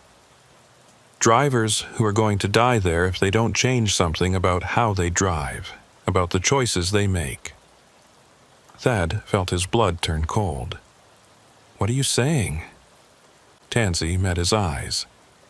"I'm saying that everyone who's reported seeing her vehicle or hearing her voice, everyone who's had a clear, undeniable encounter with her, has either been in a serious accident on that pass within the next year or has avoided one by heeding her warnings.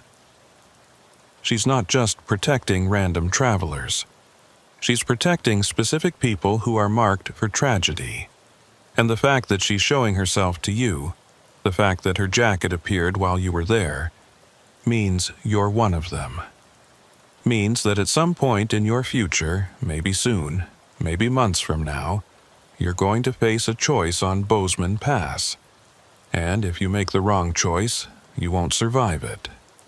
Thad wanted to argue, wanted to tell her she was reading too much into coincidence and pattern-seeking.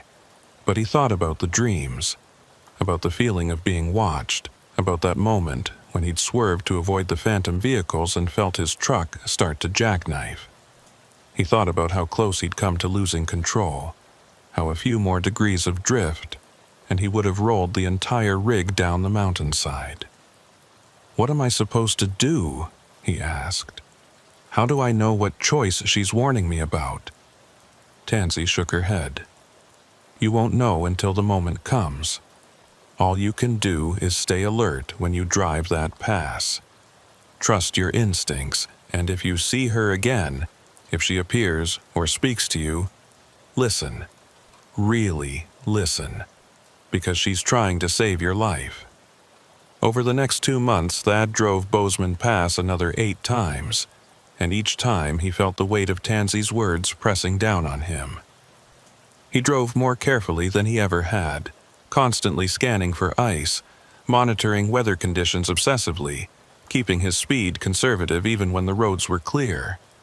And each time he approached mile marker 274, he felt his pulse quicken, felt that sense of anticipation and dread. But nothing unusual happened. No apparitions, no CB warnings, no phantom vehicles. Just a normal mountain highway with normal winter traffic. He started to wonder if maybe Tansy had been wrong, if maybe the encounters had been a one-time thing, a strange anomaly that wouldn't repeat. Then came the night in late February when everything changed. Thad was eastbound with a load of lumber, running late because of delays at the pickup. It was just after 10 p.m., and he was pushing harder than he should have been, trying to make up time. The weather was clear, the roads dry, and he'd let his speed creep up to 70 on the straightaways. He was approaching mile marker 280 when he saw the flares again. The same red burning flares he'd seen in November. They were set out across both lanes, forcing traffic to slow down. Thad's foot moved toward the brake, but something made him hesitate. The flares hadn't been there 2 minutes ago when the last westbound truck had passed him. There hadn't been time for anyone to set them out. He slowed to 40 miles per hour and crept forward, scanning the road ahead. No accident, no construction, no emergency vehicles, just those burning flares casting their red light across the pavement. And then he saw her. Trooper Tansy Whitlock, standing in the middle of the highway, wearing her patrol uniform and that heavy winter jacket. Her face was clearly visible in his headlights, young and serious, exactly as she'd looked in the photographs. She was holding up her hand in the universal signal for stop, and as Thad's truck rolled closer, she pointed urgently to the right shoulder. Her message was clear. Get off the highway now. Thad didn't question it, didn't hesitate. He pulled onto the shoulder and brought the truck to a complete stop, his hands shaking on the steering wheel. Through the windshield he could see Trooper Whitlock still standing in the highway, but she wasn't looking at him anymore. She was looking eastbound, toward the summit, and her expression had changed to something that looked like profound sadness. Thad followed her gaze and saw headlights approaching fast from behind. Too fast, a vehicle coming down the grade out of control. It was a pickup truck, swerving wildly from lane to lane, the driver fighting to regain control on a patch of black ice that had formed in the last few minutes. The pickup shot past Thad's stopped truck, doing at least 90 miles per hour, its brake lights flashing uselessly as the driver stood on the pedal. Thad watched in horror as it reached the spot where Trooper Whitlock was standing. He expected her to vanish, to dematerialize like a ghost should, but instead she stood her ground, and for just a fraction of a second, He could have sworn the pickup actually swerved around her, as if the driver could see her and was trying to avoid hitting her. Then the truck was past that spot and sliding toward the median. And Trooper Whitlock turned to look directly at Thad one last time.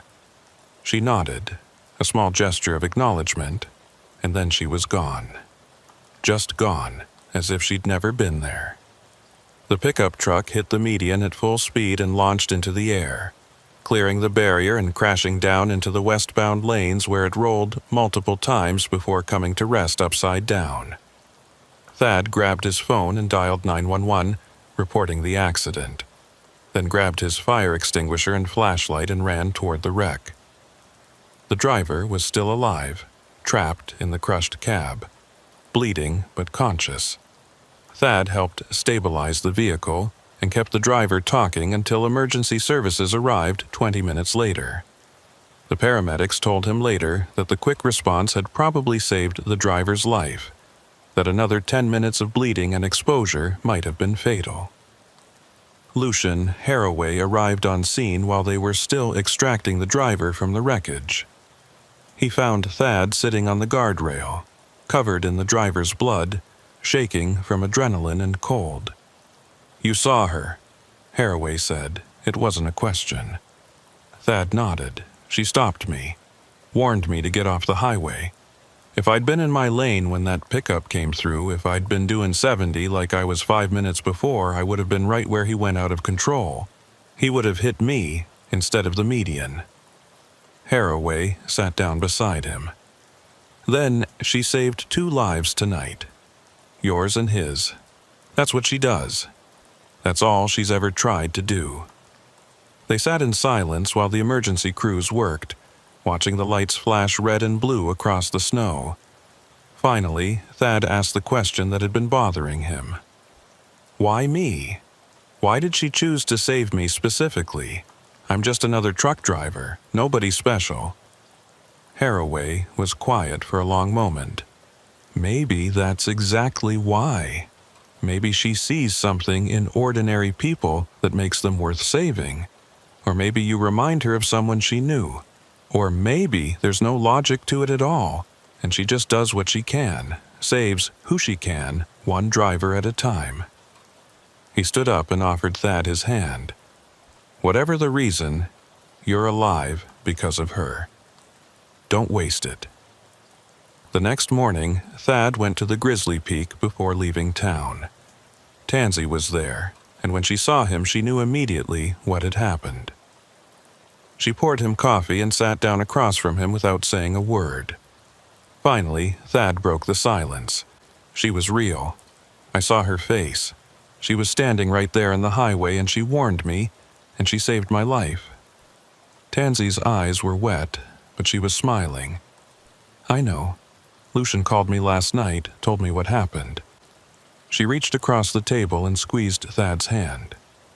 "My daughter is still out there protecting people, still doing the job she loved, and that gives me more comfort than you could possibly understand." Thad finished his coffee and stood to leave. At the door, he turned back. "Does it ever end? Will she ever be able to rest?" Tansy's smile faded.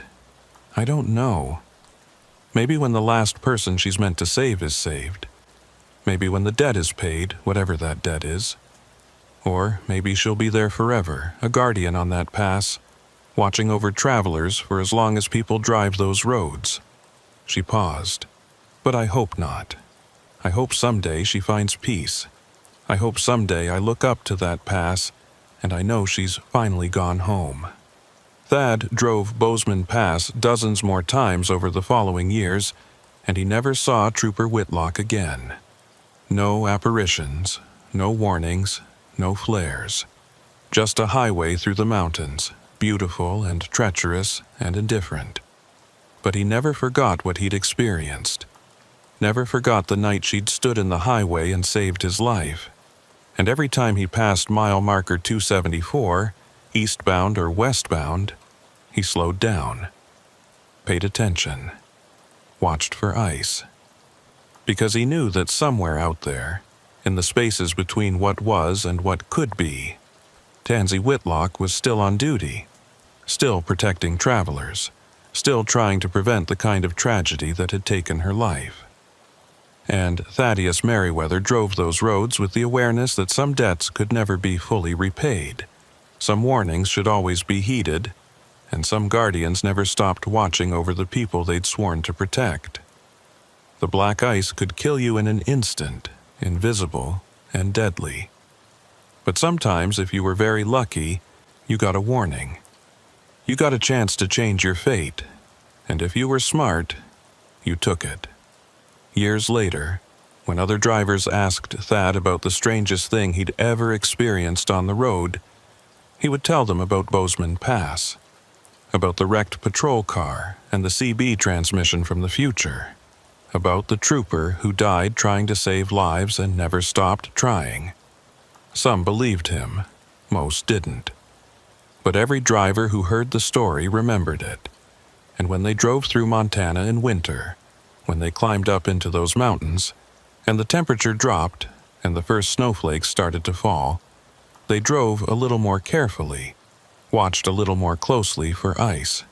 And maybe that was the point. Maybe that was Trooper Whitlock's real legacy. Not the individual lives saved, but the collective awareness raised. The reminder that the road demands respect, that winter demands caution, and that sometimes the warnings we receive come from the most unexpected sources. Thad never learned why he'd been chosen to receive those warnings, why Trooper Whitlock had appeared to him multiple times when most drivers never saw her at all. But he stopped trying to understand it. Some mysteries weren't meant to be solved. Some questions didn't have answers. All he knew was that he'd been given a gift, a second chance, and he wasn't going to waste it. He drove more carefully, helped other drivers when he could, paid attention to warnings, whether they came from weather reports or CB radios or instincts he couldn't explain. And late at night, when he was driving through darkness on some lonely highway far from Montana, he sometimes wondered if Trooper Whitlock had found others like him. Other drivers who needed warnings, who were marked for tragedy, who could be saved if someone just showed them the danger in time. He hoped she had. He hoped she was still out there doing her job, still protecting travelers, still making a difference one warning at a time. Because the alternative, that she was trapped alone on that pass, unable to rest, unable to move on, was too sad to contemplate. The black ice never announced itself. It formed in silence, invisible and deadly, waiting for the unwary. But sometimes, if you were very lucky and very blessed, you got a warning before you hit it. A voice on the radio, a figure in the median, a set of flares that shouldn't exist. And if you were smart, you listened, you slowed down, you survived. That was the lesson Thaddeus Merriweather carried with him for the rest of his driving career, through thousands of miles and hundreds of winter nights. The road was always dangerous, but it didn't have to be fatal. Not if you paid attention to the warnings, not if you remembered that some guardians never stop watching.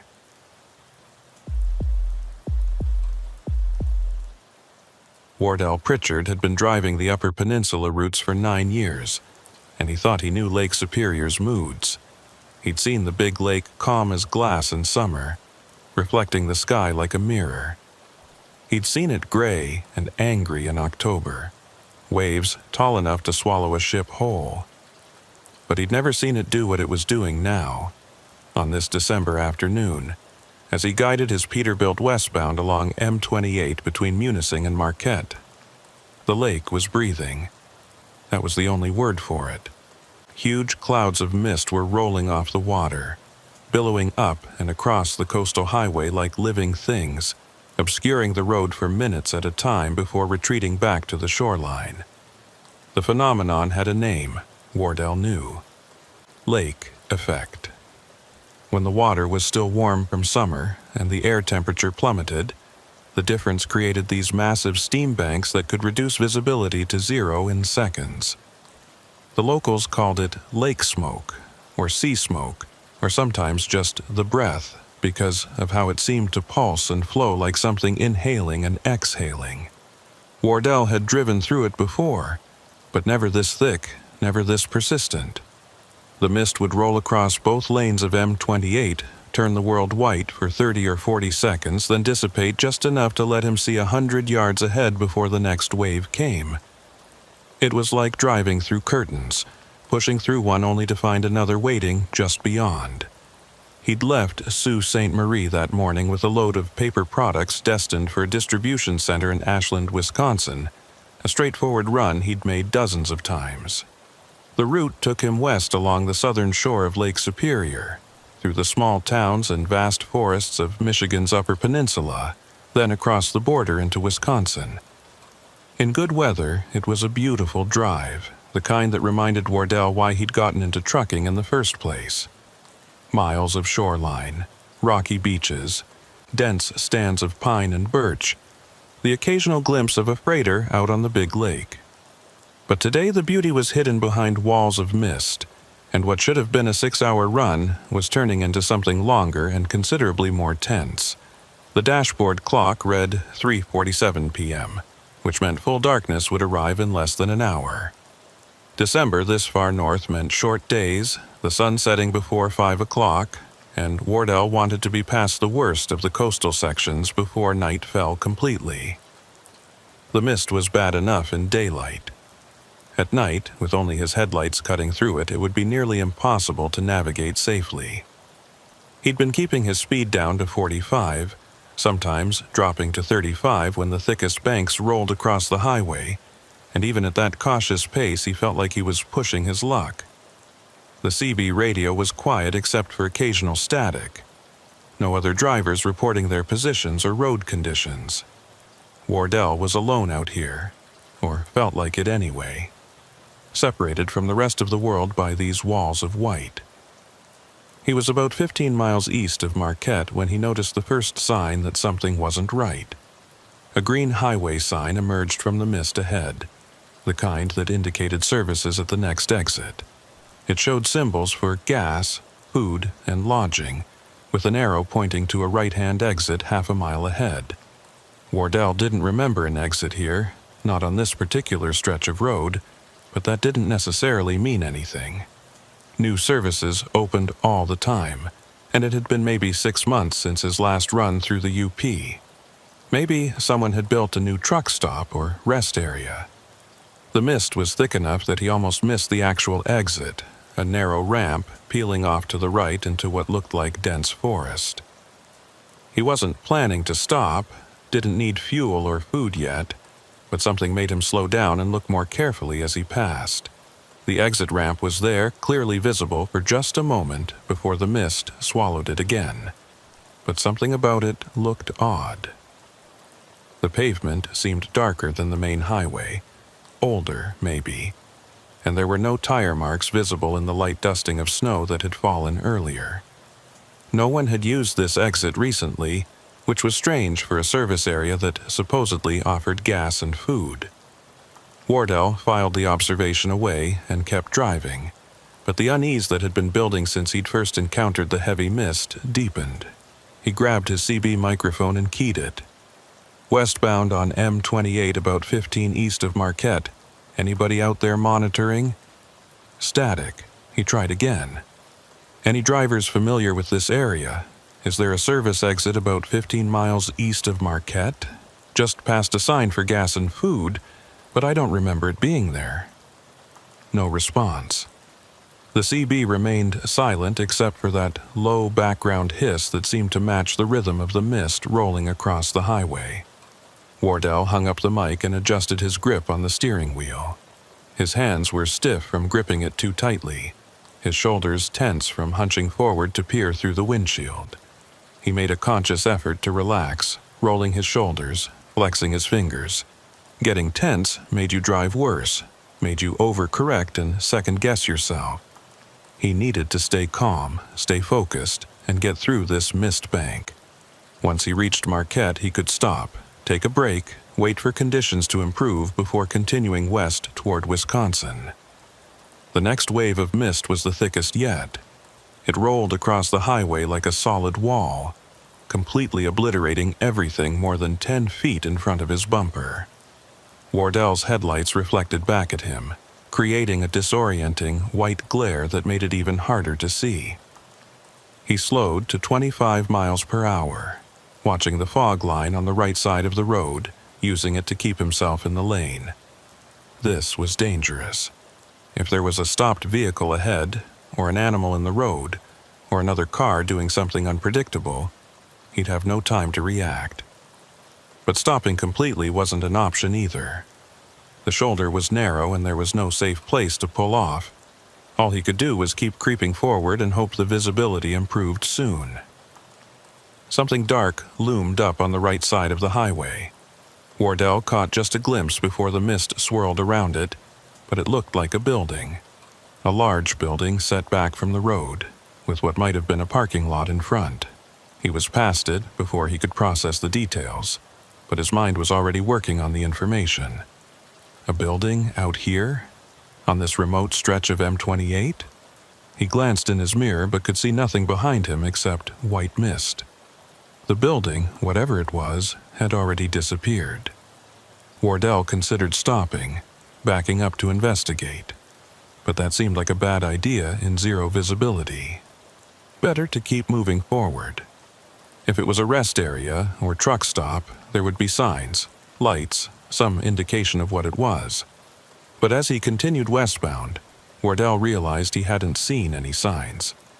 No advance warning that a facility was ahead. No directional markers.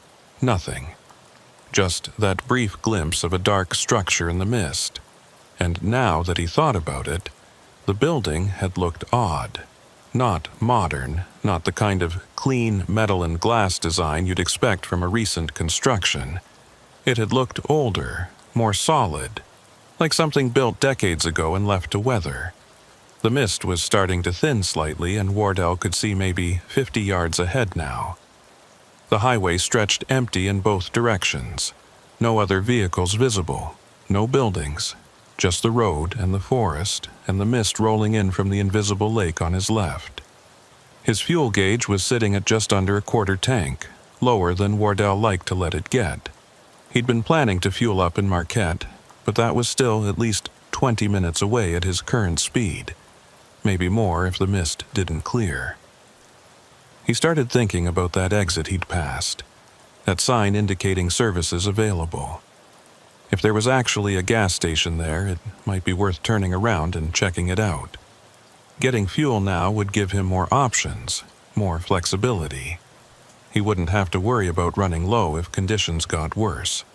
Wardell chewed on the inside of his cheek, weighing his choices. Keep pushing forward to Marquette, or turn back and investigate that exit. The decision was made for him when the mist suddenly thickened again, worse than before, reducing visibility to almost nothing. Wardell hit his four-way flashers and slowed to 15 miles per hour, barely crawling. This was insane. He couldn't drive in these conditions. He needed to get off the highway, find somewhere safe to wait it out. And that exit, with its promise of services, was only a few miles behind him. Wardell checked his mirrors, saw nothing but white, and carefully began to slow even further. There was no turnaround here, no median crossover, but the highway was completely empty. If he was careful, if he used his flashers and checked thoroughly, he could turn the truck around and head back to that exit. It took him 5 minutes to execute a safe turnaround, using the full width of the highway and part of the shoulder on both sides. Any truck driver watching would have winced at the maneuver, but Wardell was careful, taking his time, making sure his trailer tandems were positioned correctly. When he finally had the truck pointing eastbound back the way he'd come, the mist had thinned just enough to let him see the road ahead. He put the transmission in gear and started back, watching for the exit sign, watching for that dark building he'd glimpsed. His CB radio crackled suddenly, making him jump. A voice came through, male and distorted by static. Westbound traffic be advised. M28 is closing east of Marquette due to visibility. Do not attempt. The transmission cut off mid-sentence, replaced by silence. Wardell grabbed the microphone. "Say again, I didn't copy your full transmission. Are they closing M28? No response. He tried again, switching to Channel 9, the emergency channel. Still nothing. The radio had gone completely dead, not even static now, as if someone had unplugged it. Wardell tapped the unit, checked the power connection, but everything looked fine. The radio was on, the display was lit up, but no sound was coming through. He switched back to Channel 19 and heard nothing. Back to Channel 9, same thing. The radio was dead, which meant he was driving into this mist with no way to communicate, no way to hear warnings or reports from other drivers or authorities. The exit appeared sooner than he expected, emerging from the mist like something materializing from thin air. The sign was there, the same green highway sign with symbols for gas, food, and lodging. But now that Wardell was looking at it more carefully, he noticed details that bothered him. The sign was old, the reflective surface dulled by years of weather, the metal frame showing rust at the edges. The symbols were in an older style too, not the modern standardized designs used on current highway signs. This sign looked like it had been standing here for 30 or 40 years, which didn't match with his memory of this area. He'd driven M28 dozens of times and he'd never seen this exit before. But he needed fuel, and he needed to get off the road, and this was his only option. Wardell took the exit, his truck rumbling down the narrow ramp into what looked like increasingly dense forest. The pavement under his wheels was definitely older, cracked and patched, with weeds growing through the gaps. The ramp curved to the right and descended, and Wardell had the odd sensation of driving down into something, like the exit was leading him below ground level even though the terrain looked flat. The mist was thinner here, blocked somewhat by the trees, and he could see better. Ahead of him the ramp ended at a T intersection, and beyond that he could make out buildings. It was a rest area, or had been once.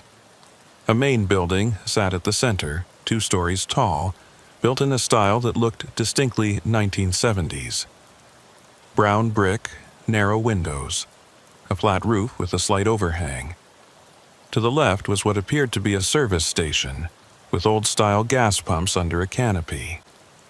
To the right were several parking spaces, and beyond those a picnic area with tables and what might have been restrooms. Everything was there.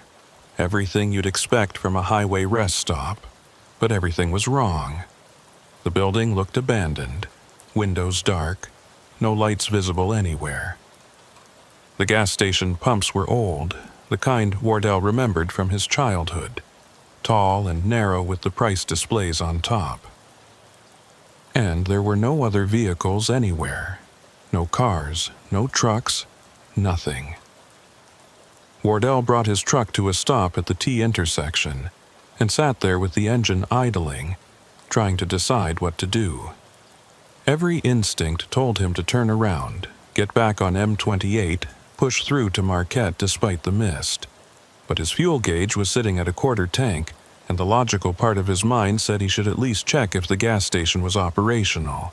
Maybe it was one of those automated places, card reader pumps that didn't need an attendant. Maybe the building was dark because it was late afternoon and no one was using the facilities. There could be perfectly reasonable explanations for everything he was seeing. Wardell put the truck in gear and turned left toward the gas station. As he pulled up alongside the pumps, details became clearer and his unease deepened. The pumps weren't just old, they were ancient. Mechanical meters instead of digital displays. Prices posted in hand-painted numbers that read 79 cents per gallon. Wardell knew gas prices fluctuated, but they hadn't been 79 cents in his lifetime. These pumps hadn't been updated in decades, maybe hadn't been used in decades. He climbed down from his cab and approached the nearest pump, looking for some indication that it was still functional. The hoses were cracked, the metal nozzle corroded. When he tried the handle, it wouldn't budge. The pump was dead, had been dead for years. Wardell stepped back and looked around the rest area. In the improving light with the mist thinning, he could see more details. The picnic tables were weathered gray, some of them collapsed. The trash cans were rusted through. The restroom building had a padlocked door with a faded sign that read, "Closed." This place had been abandoned long ago, probably decades. So why had there been a highway sign indicating services available? Why had that sign looked relatively new, or at least maintained, while everything here was falling apart? Wardell walked toward the main building, his boots crunching on gravel that was being slowly consumed by moss and grass. The main building had large windows across the front, the kind that would have looked into a restaurant or visitor center. Wardell cupped his hands against the glass and peered inside. What he saw made his breath catch. The interior wasn't empty. It was furnished, set up like a functioning rest-stop restaurant. Tables with chairs, a counter with stools, display cases that looked like they still held food. But everything was covered in dust, thick layers of it, and there were cobwebs strung across every surface. More disturbing were the details. Place settings on some of the tables, as if people had been eating there and just walked away mid-meal. A coat hanging on a rack by the door, slowly being consumed by mildew. A newspaper spread out on the counter, its headline too faded to read but the date visible. August 17th, 1979. Wardell stepped back from the window, his heart pounding. This place had been closed since 1979, over 40 years ago. But someone had been maintaining the highway sign, keeping it visible, directing travelers here. Why? He turned and looked back toward the exit ramp, half expecting to see it had disappeared, but it was still there, a dark gap in the trees. He could leave right now, get back on M28, forget about this place. But something held him there, some combination of curiosity and confusion. If this rest area had been closed for over 40 years, why did it look like people had just walked away from it? Why wasn't it completely stripped and vandalized? How had it remained so preserved, so frozen in time? He walked along the front of the building, looking for another entrance, and found a door marked "Office, Staff Only." The door was unlocked, the knob turning easily under his hand. Wardell pushed it open and peered inside. A short hallway, more doors leading off it, dim light filtering through dusty windows. He shouldn't go in there, he knew. This was trespassing. And more than that, it felt wrong. Felt like violating something that should be left alone. But his hand was already pushing the door wider, his feet already carrying him across the threshold into the building. The air inside was cold, cold enough that his breath fogged, and it smelled of dust and decay and something else. Something that reminded him of the lake, of wet stone and deep water. The hallway led to what looked like a manager's office. More newspapers on the desk, all from 1979. A calendar on the wall turned to August with several dates circled in red marker. Photographs in frames showing the rest stop in its prime, cars and trucks from the 70s filling the parking lot, families at the picnic tables. Wardell picked up one of the newspapers and scanned the headline. Upper Peninsula braces for early winter storm. The article below talked about an unusual weather system moving in from Canada, bringing unseasonably cold temperatures and the potential for heavy snow. Strange to read about winter storms in an August paper, but Michigan weather was notoriously unpredictable. A sound from deeper in the building made Wardell freeze. A creak, like footsteps on old floorboards. He listened, barely breathing, but heard nothing more. Just the building settling, he told himself. Old structures made noise, but his skin was crawling, and every survival instinct he possessed was screaming at him to get out. Wardell set down the newspaper and walked quickly back toward the entrance. As he reached the door, he heard the sound again, closer this time. Definitely footsteps, and they were coming from the direction of the restaurant. Someone was in the building with him. Wardell didn't wait to see who it was. He pushed through the door and walked quickly toward his truck, forcing himself not to run. Running would make him look foolish if this was just a security guard or maintenance worker. But when he reached his truck and climbed into the cab, when he looked back at the building, he saw a figure standing in one of the windows. Too far away and too backlit to make out details, but definitely a person standing motionless and watching him. Wardell started his engine and put the truck in gear, backing away from the gas pumps. The figure in the window didn't move, didn't wave, didn't react at all, just stood there watching as Wardell turned his truck around and headed back toward the exit ramp. As he drove up the ramp toward M28, Wardell glanced in his mirror one last time. The rest area was disappearing into the mist behind him, the buildings fading into white, and for just a moment he thought he saw more figures. Several of them standing in the parking lot, standing by the picnic tables, all facing his direction, all watching him leave. Then the mist swallowed everything and he was back on the exit ramp, climbing up toward the highway. His hands were shaking on the steering wheel and his heart was racing. What had he just experienced?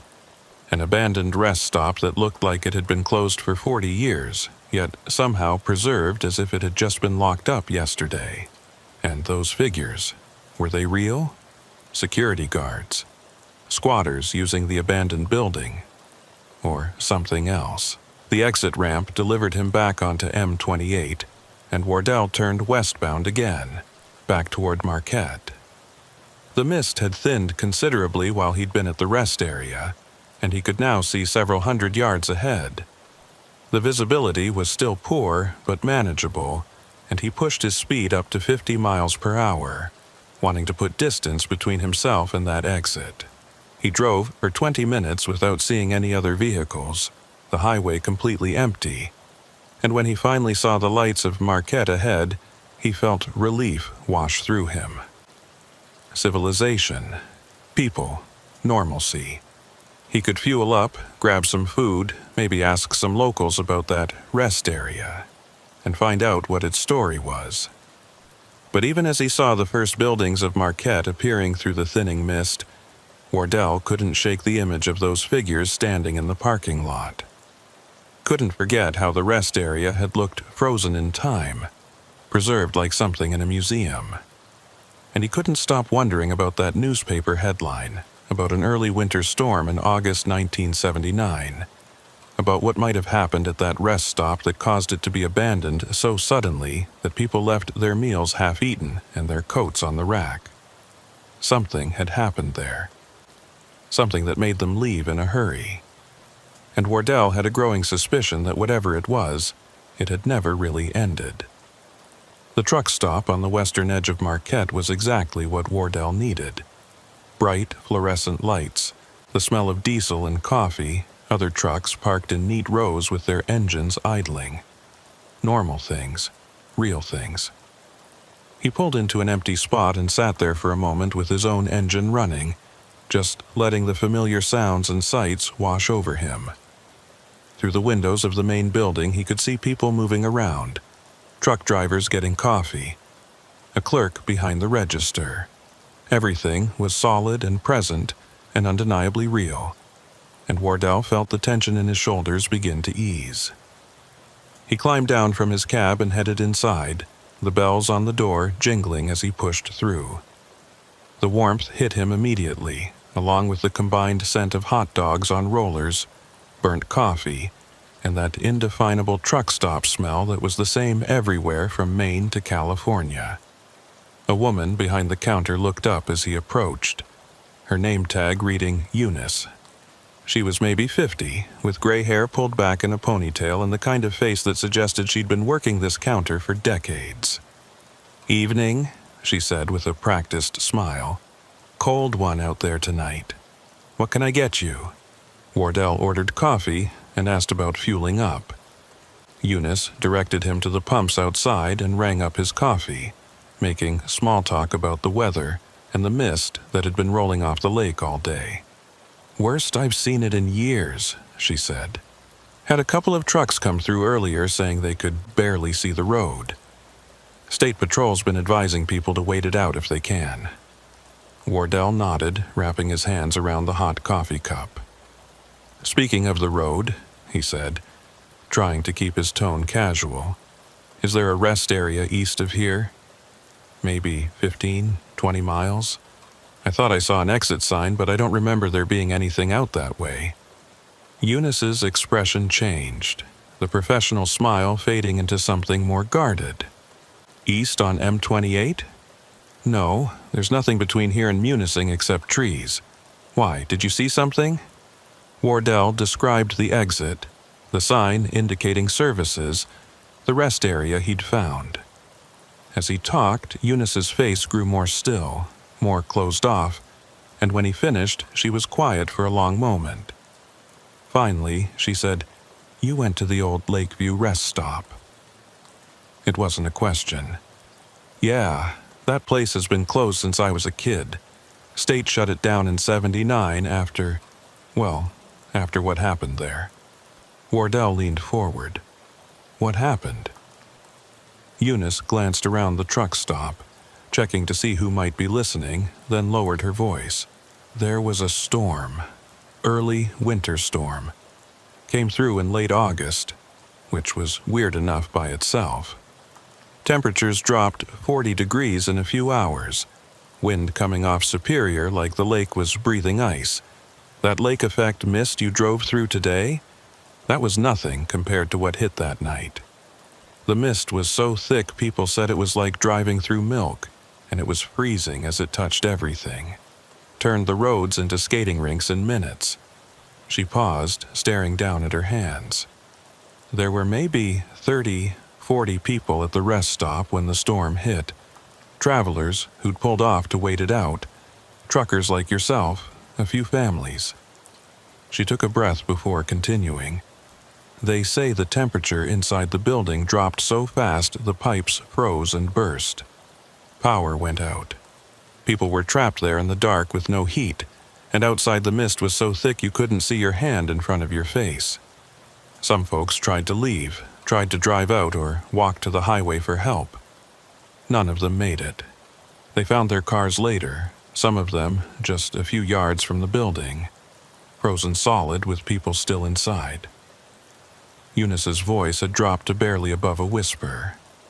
When the storm cleared the next morning and emergency crews finally got there, the rest stop was empty. Completely empty. No bodies, no survivors, nothing.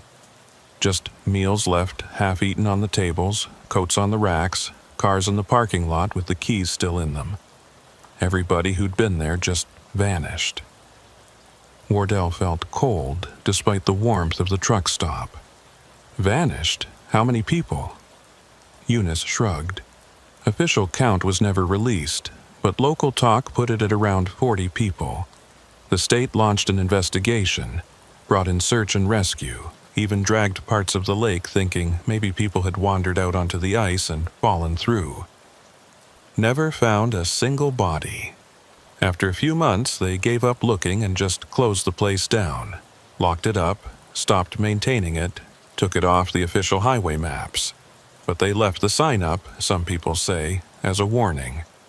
Others say it was just bureaucratic oversight, that someone forgot to take it down. She looked directly at Wardell. "You said you went inside the building?" Wardell nodded slowly. "Found the office. Saw newspapers from August 1979, just like you said. And I saw someone, or thought I did. Figures in the windows, in the parking lot." Eunice's eyes widened. "You saw them? Jesus. Most people who find that place just turn around and leave. The few who've gone inside, who've seen the figures, they all say the same thing. That it felt like the building was still occupied. Like whatever happened that night in '79 is still happening. Like those people are still there, trapped in that storm, waiting for help that never comes." She crossed herself, a quick unconscious gesture. "My advice? Forget you ever saw that place. Don't go back there. Don't talk about it too much. Just forget it exists." But Wardell couldn't forget. He fueled his truck and got back on the road, continuing west toward Wisconsin, but his mind kept returning to the rest area, to those figures standing in the parking lot watching him leave, to the preserved interior of the building, frozen in time like a photograph, and to Eunice's story about 40 people vanishing in a single night during an impossible storm.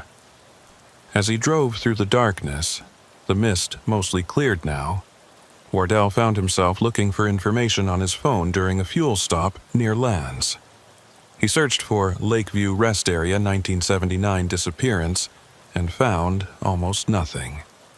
A few mentions in local history forums, some speculation on paranormal websites, but no official records, no news archives, nothing substantial.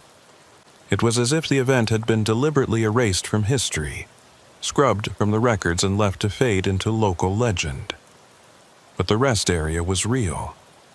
Wardell had been there, had walked through it, had seen the evidence with his own eyes. He tried a different search, looking for Lake Superior Storm, August 1979, and this time got more results. Weather reports from that period mentioning an unusual cold front and unseasonable temperatures. A brief mention in a maritime log about freighters seeking shelter from extreme localized conditions. But nothing about the rest area, nothing about missing people. The absence of information was almost more disturbing than finding details would have been. Someone had decided this story shouldn't be told. Wardell delivered his load in Ashland the next morning and picked up a return shipment heading back east, a load of lumber destined for Sault Ste. Marie. The route would take him back along M28, back past that exit where the rest area waited in the trees. He could take an alternate route, swing south through Wisconsin and come up into the UP from a different direction. But that would add hours to his trip. And more than that, Wardell realized he wanted to see the place again, wanted to confirm that it was real, that he hadn't imagined or misremembered what he'd found there. He spent the day resting in Ashland, catching up on sleep, and tried not to think about what Eunice had told him. 40 people vanishing without a trace. A storm that came from nowhere and created conditions impossible for late August.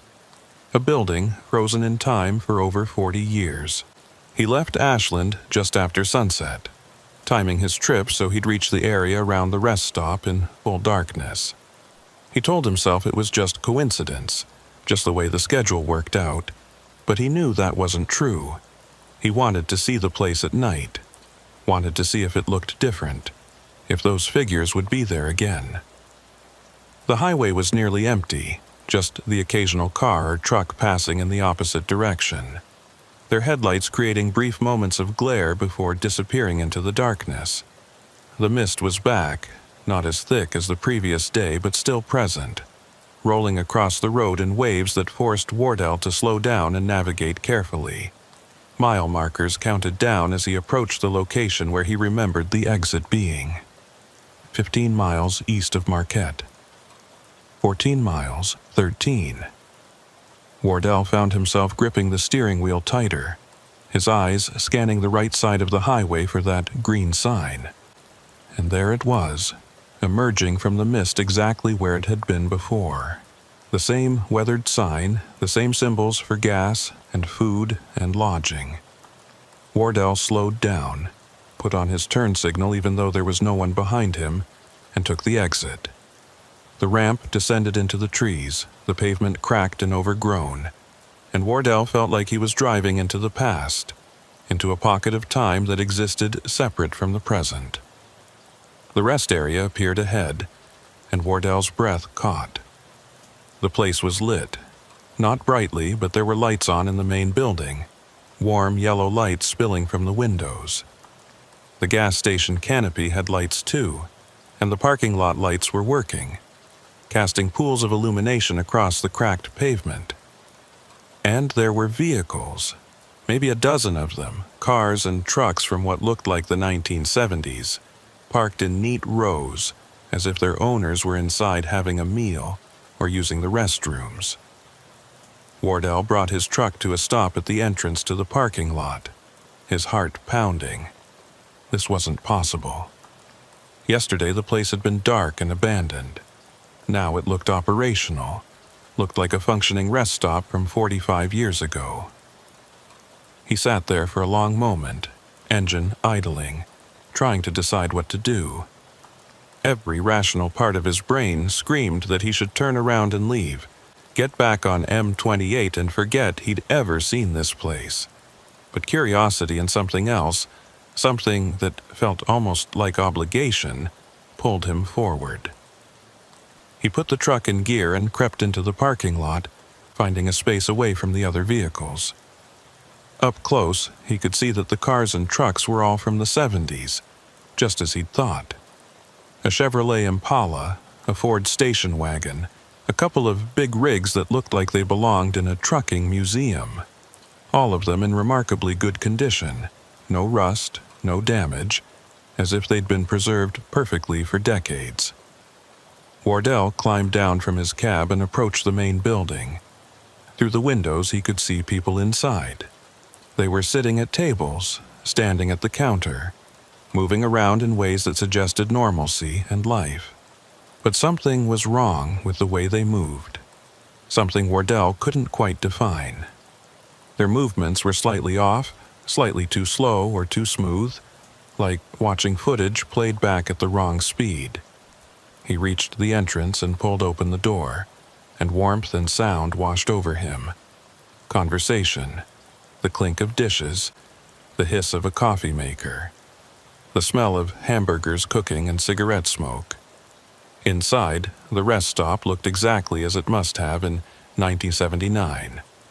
Avocado green countertops, orange vinyl booth seats, wood-paneled walls.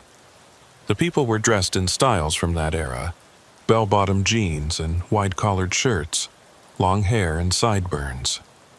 A waitress moved between tables with a coffee pot, refilling cups. A family sat in one booth, children coloring on placemats while their parents looked at a road map. Everything looked normal, lived in, real. Except no one was looking at Wardell. No one had turned when he entered. No one seemed to notice a modern truck driver in a down jacket standing in the doorway. He was invisible to them, or they were so absorbed in their own existence that they couldn't perceive him. Wardell walked slowly into the restaurant, and the sounds changed quality. The conversations became hollow, echoing, as if they were happening in a much larger space than this small building. He could hear individual words now, fragments of dialogue. A man talking about the weather, saying the temperature had dropped 20 degrees in the last hour. A woman saying they should wait it out, that the roads would be too dangerous to drive. A truck driver at the counter saying he'd never seen mist like this, that it was like the lake was trying to swallow the whole peninsula. They were talking about the storm, about the night in 1979 when 40 people vanished. And Wardell realized with growing horror that he was watching that night play out, seeing the hours before the disappearance as if it was still happening. A television mounted in the corner was showing what looked like a news broadcast from 1979, a weatherman standing in front of a map of the Great Lakes region. The audio was distorted, but Wardell could make out phrases. Unusual low-pressure system. Temperatures falling rapidly. Extreme caution advised. The timestamp in the corner of the screen read August 17, 1979, 8:47 p.m. Wardell looked at his watch. The date on his digital display read December 19th, current year. But the broadcast was showing August 17, 1979. Time was wrong here. Or rather, time was doubled. Two periods existing simultaneously in the same space. He walked through the restaurant, and the people continued to ignore him. Or maybe they couldn't see him. Maybe he was the ghost here, the visitor from the future intruding on their final hours. Wardell reached the counter and looked at the food under the heat lamps. Hamburgers, hot dogs, fries. All of it looked fresh, hot, recently cooked. But when he reached out to touch one of the plates, his hand passed through it as if the food wasn't really there. It was an image, a recording, a memory of food that had existed decades ago. Everything here was like that, he realized. Real enough to see and hear, but not substantial enough to touch. Except the building itself, that had been solid. He'd walked through it, touched the newspapers, felt the cold air. The door to the rest stop opened and more people entered. A family with 3 children. They were talking urgently, the father saying they needed to get off the road before the storm got worse. The mother was carrying a small child who was crying, upset by the sudden cold and the frightening weather. They found a booth and sat down, and the waitress brought them menus and coffee. Wardell watched them. Watched the father trying to comfort his children, telling them everything would be fine. They'd wait out the storm and be back on the road in the morning. But Wardell knew that wouldn't happen, knew that these people would never leave this building, would vanish along with everyone else when the storm reached its peak. He wanted to warn them, wanted to tell them to get back in their car and drive, take their chances on the highway rather than staying here. But he knew it was pointless. This wasn't really happening. This was a recording, a loop, the past playing over and over in this space that had somehow become unstuck from normal time. Wardell walked toward the back of the restaurant, toward a hallway that led to the restrooms and what looked like a rear exit. The sounds behind him were fading, becoming more distant and hollow, and he could feel the temperature dropping. The warmth of the restaurant was an illusion, he realized. The real temperature here was much colder. The hallway was darker, the fluorescent lights flickering. Wardell could see his breath now, white clouds forming with each exhalation. The walls were developing a thin coating of frost, ice crystals spreading in delicate patterns across the wood paneling. He was seeing the storm arrive, seeing what had happened in the hours before the disappearance. The rear exit door was partially open, and through the gap, Wardell could see the parking lot. The mist was rolling in, thicker than anything he'd encountered the previous day, so dense it looked almost solid. And it was moving wrong, not drifting randomly but flowing in deliberate patterns, as if it had intention, as if it was seeking something. Wardell pushed the door open wider and stepped out into the parking lot. The cold hit him like a physical blow, so intense it drove the air from his lungs. The temperature had to be below 0, maybe well below, and the mist was freezing as it touched surfaces coating everything in ice. The vehicles in the parking lot were already encased, their windows frosted over, ice building up on the bodies and wheels. And in the mist, moving through it, Wardell saw figures.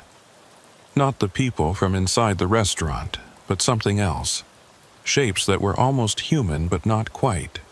Tall and thin and moving with that same wrong quality he'd noticed in the restaurant patrons.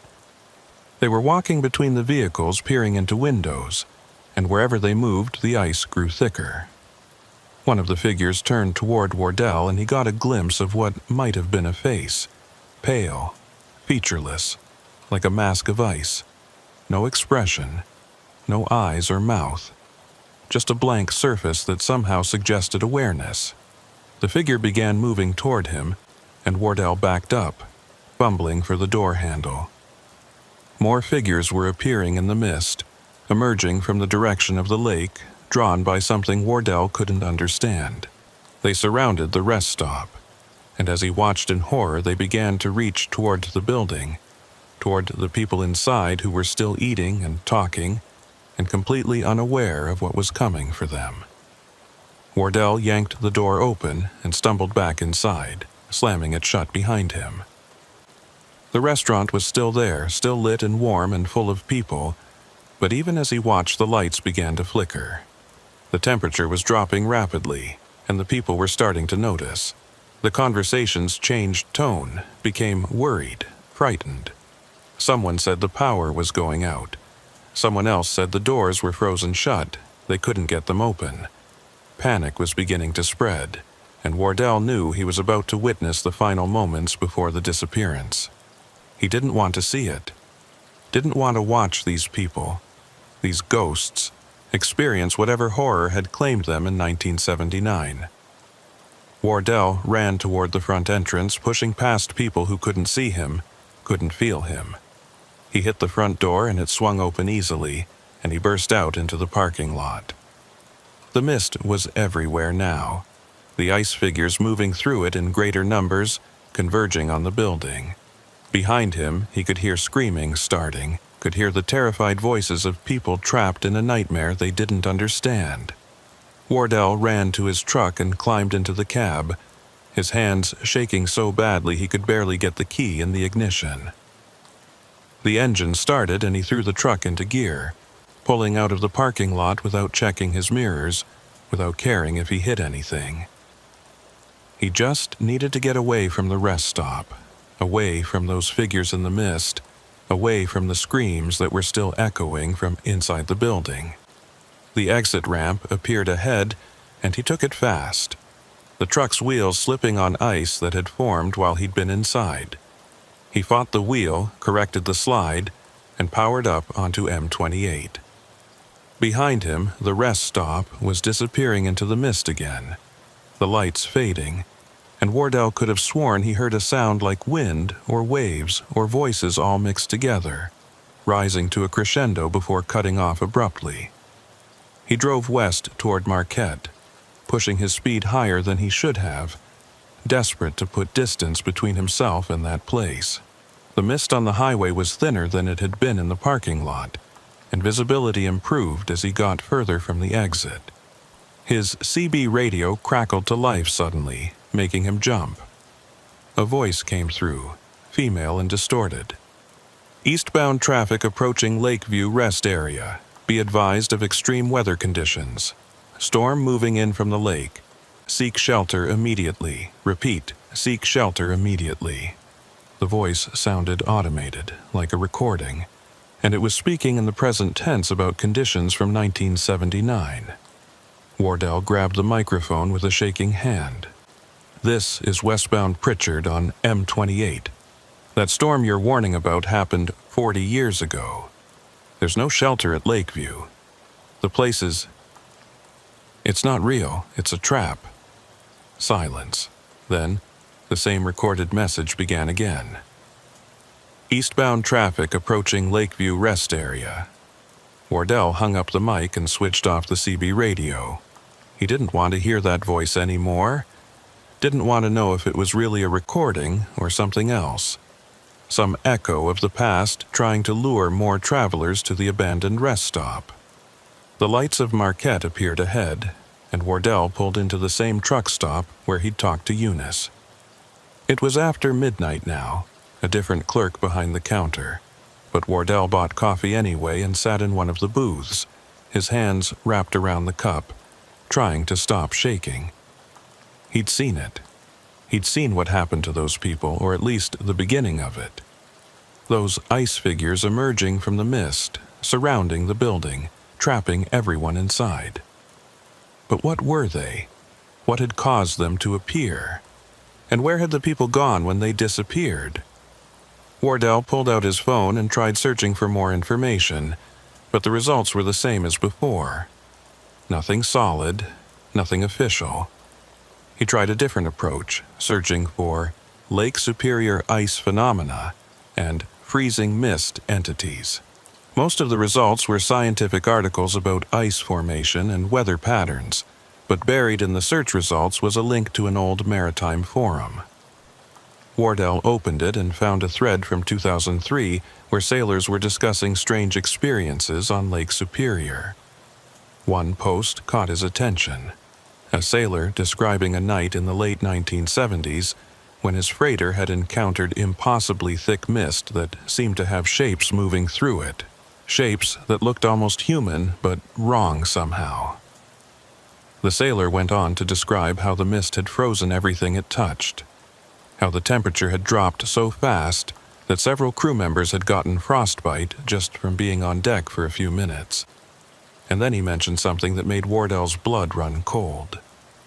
We could hear voices in the mist, people calling for help, but when we tried to locate them with searchlights, we couldn't see anyone. Just shapes moving through the ice fog.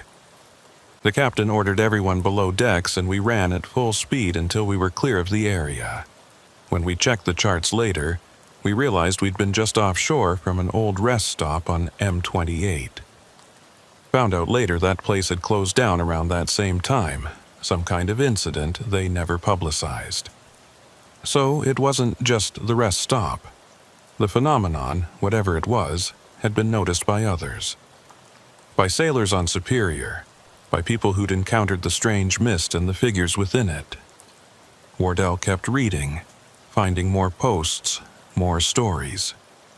A pattern emerged. The sightings always happened in late fall or early winter, always involved the thick lake effect mist, and always seemed to be concentrated along certain sections of the coastline.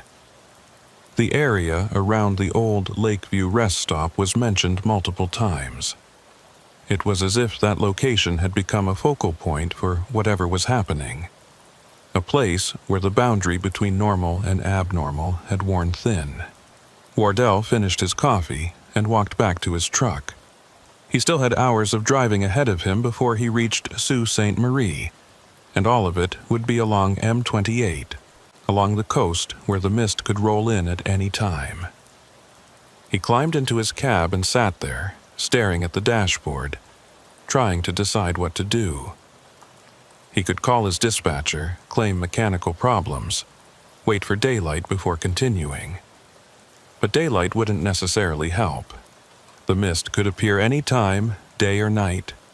And those figures, those ice shapes that had surrounded the rest stop, they didn't seem to care about the position of the sun. No, running wouldn't solve anything. Wardell had already seen too much, already knew too much.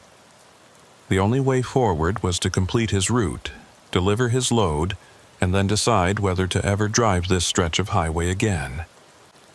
He started the engine and pulled back onto M28, heading east now, toward Munising and eventually Sault Ste. Marie. The night was dark, and the mist came and went in waves, but Wardell kept his speed moderate, his attention focused, and tried not to think about what he'd witnessed at the rest stop, tried not to imagine those 40 people trapped in their final moments, experiencing that freezing nightmare over and over for 45 years. But as he drove through the darkness, as the miles rolled past and the forests pressed close on either side, Wardell couldn't shake the feeling that he was being followed, that something from the rest stop had attached itself to him, was trailing behind his truck through the mist. Every time he checked his mirrors, he half expected to see those pale ice figures standing on the highway, watching him pass. Every time the mist thickened, he tensed, waiting for shapes to emerge from it. And when his CB radio crackled with static, when that recorded warning voice began speaking again, Wardell reached over and turned the radio off completely. He didn't need warnings anymore. He knew the danger was real.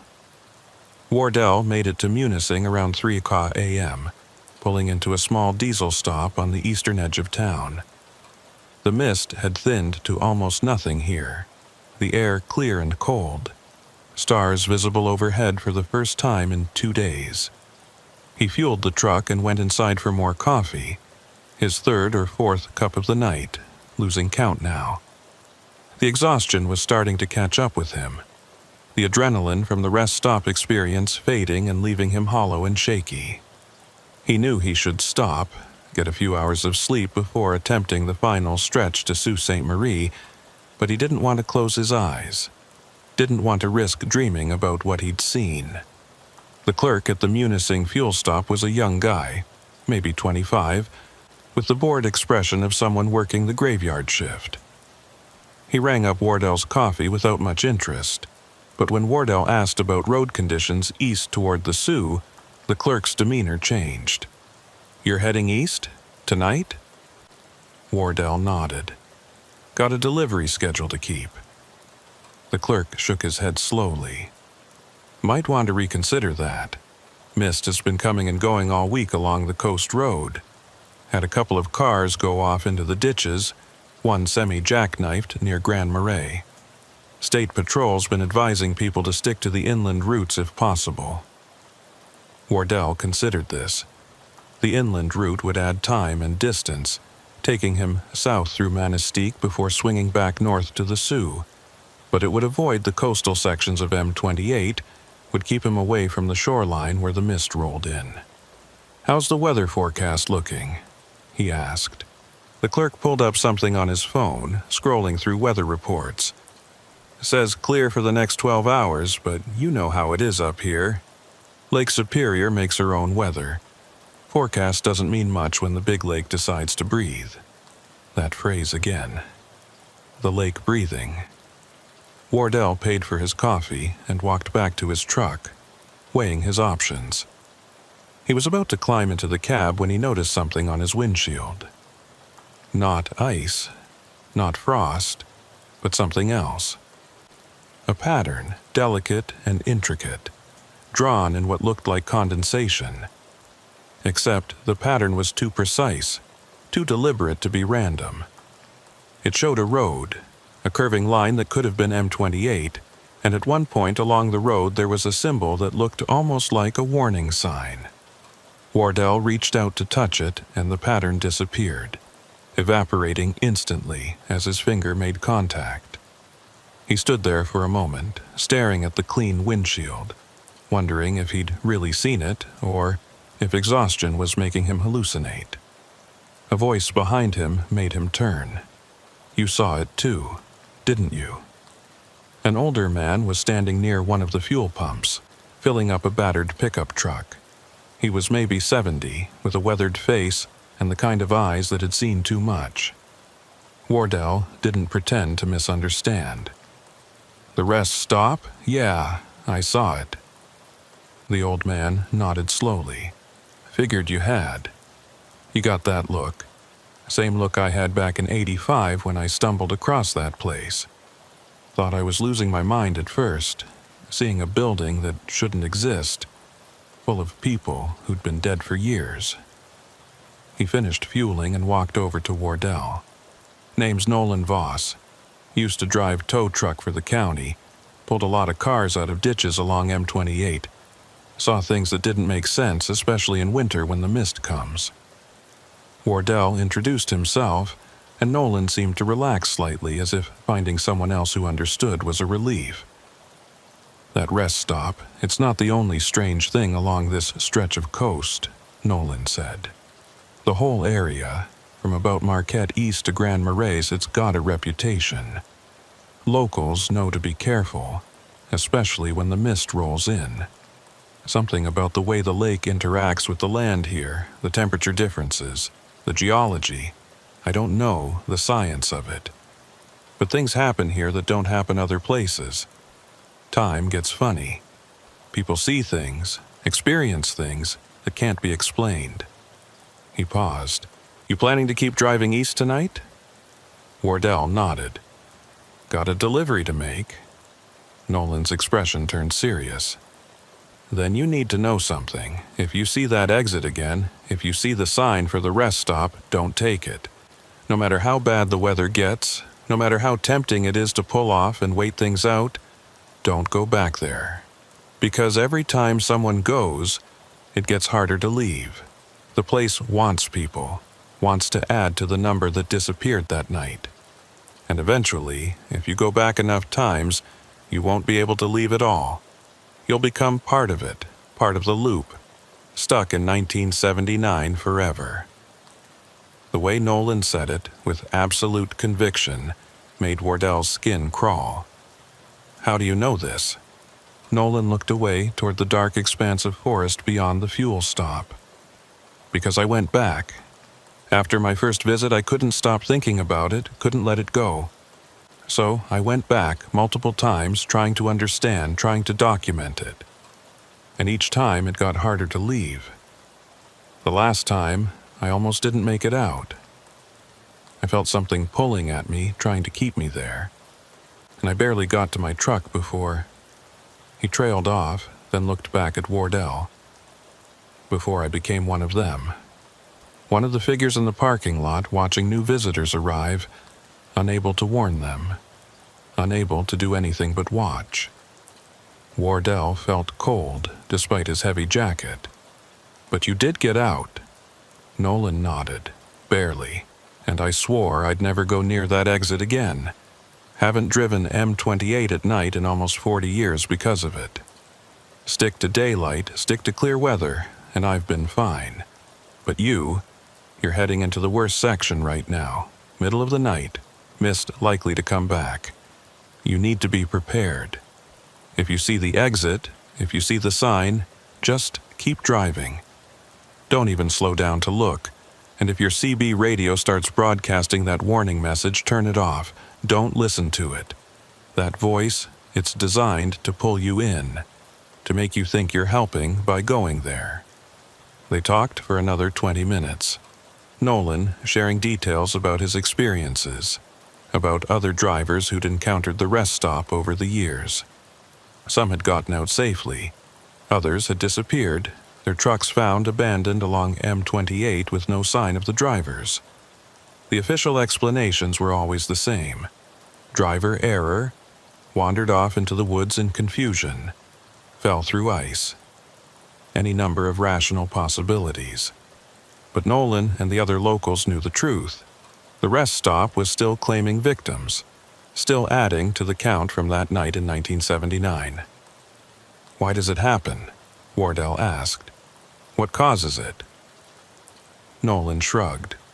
Nobody knows for sure. Some say it's the lake, that Superior is so big and so cold and so old that it's developed a kind of consciousness, or at least a presence. Others say it's geological, some kind of magnetic anomaly that affects time and space. My personal theory? I think those people who disappeared in '79, I think they're trapped in the moment of their deaths, and they're trying to reach out, trying to find a way back to the living world. And the only way they can do that is by pulling new people in to take their places. It was a grim theory, and it made a horrible kind of sense. Wardell thanked Nolan for the information and climbed into his truck. As he started the engine, Nolan walked over one more time. One last thing, the old man said. If the mist gets really thick, if you can't see more than a few feet ahead, pull over and wait it out. Don't try to push through. That's when it's most dangerous, when the boundary is thinnest. And if you hear voices, people calling for help, don't investigate. Just stay in your truck with the doors locked until the mist clears. Wardell promised to be careful and pulled out of the fuel stop, pointing his truck east along M28. The highway was empty at this hour, just Wardell's headlights cutting through the darkness. The forest pressed close on both sides, dense stands of pine and birch that blocked any view of the lake to his left. Mile markers counted upward as he drove, and Wardell found himself tense every time he passed one, waiting for that exit sign to appear. Nolan's warnings echoed in his mind. Don't take the exit, don't listen to the voice, don't investigate if you hear people calling for help. Simple instructions, but Wardell knew from experience how hard they could be to follow when you were actually in the moment, when instinct and training told you to help people in trouble. Around 4:30 a.m., about halfway to Grand Marais, Wardell noticed the temperature dropping. His dashboard thermometer showed it had gone from 20 degrees to 15 to 10 in the space of a few miles. And with the temperature drop came the mist, rolling in from the lake, thinner than before but still enough to reduce visibility. Wardell slowed to 40, then 35, watching the fog line, staying alert for any changes in road conditions. The mist had a quality to it tonight that he didn't like, a thickness that seemed to muffle sound, that made his headlights reflect back in strange ways. His CB radio crackled to life even though he'd turned it off hours ago. That same automated voice, that same warning message. Eastbound traffic approaching Lakeview Rest Area. Be advised of extreme weather conditions. Wardell reached over and physically unplugged the radio from its power source, but the voice continued, now coming from the speaker even though there was no power. Storm moving in from the lake. Seek shelter immediately. It wasn't possible. The radio had no power. The voice shouldn't be able to broadcast. But it was there, clear and insistent, and Wardell felt panic rising in his chest. He was reaching for the radio to physically disconnect the speaker when he saw lights ahead. Red taillights, multiple vehicles stopped in the road. Wardell hit his brakes, the anti-lock system pulsing as he slowed rapidly. The truck came to a stop about 50 yards behind the other vehicles, and Wardell could see now that it was a pile-up. 3 or 4 cars at least, one of them turned sideways across both lanes, another in the ditch on the right side. Hazard lights were flashing, but no emergency vehicles were present yet. And in the mist beyond the accident, Wardell could see figures moving. People getting out of their cars, walking around, checking on each other. He should stop. Should check if anyone was injured, if anyone needed help. It was what any decent person would do, what his training as a professional driver demanded. Wardell put his truck in park and was about to open the door when something made him hesitate. The way the people were moving. It was wrong, just like at the rest stop, that same too slow, too smooth quality. And the cars involved in the accident, now that he looked at them more carefully, they were old.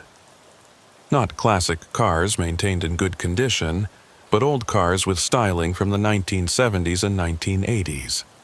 A Chevrolet Nova, a Plymouth Velar, a Ford Granada. Cars that had been off the roads for decades. Wardell's hand froze on the door handle.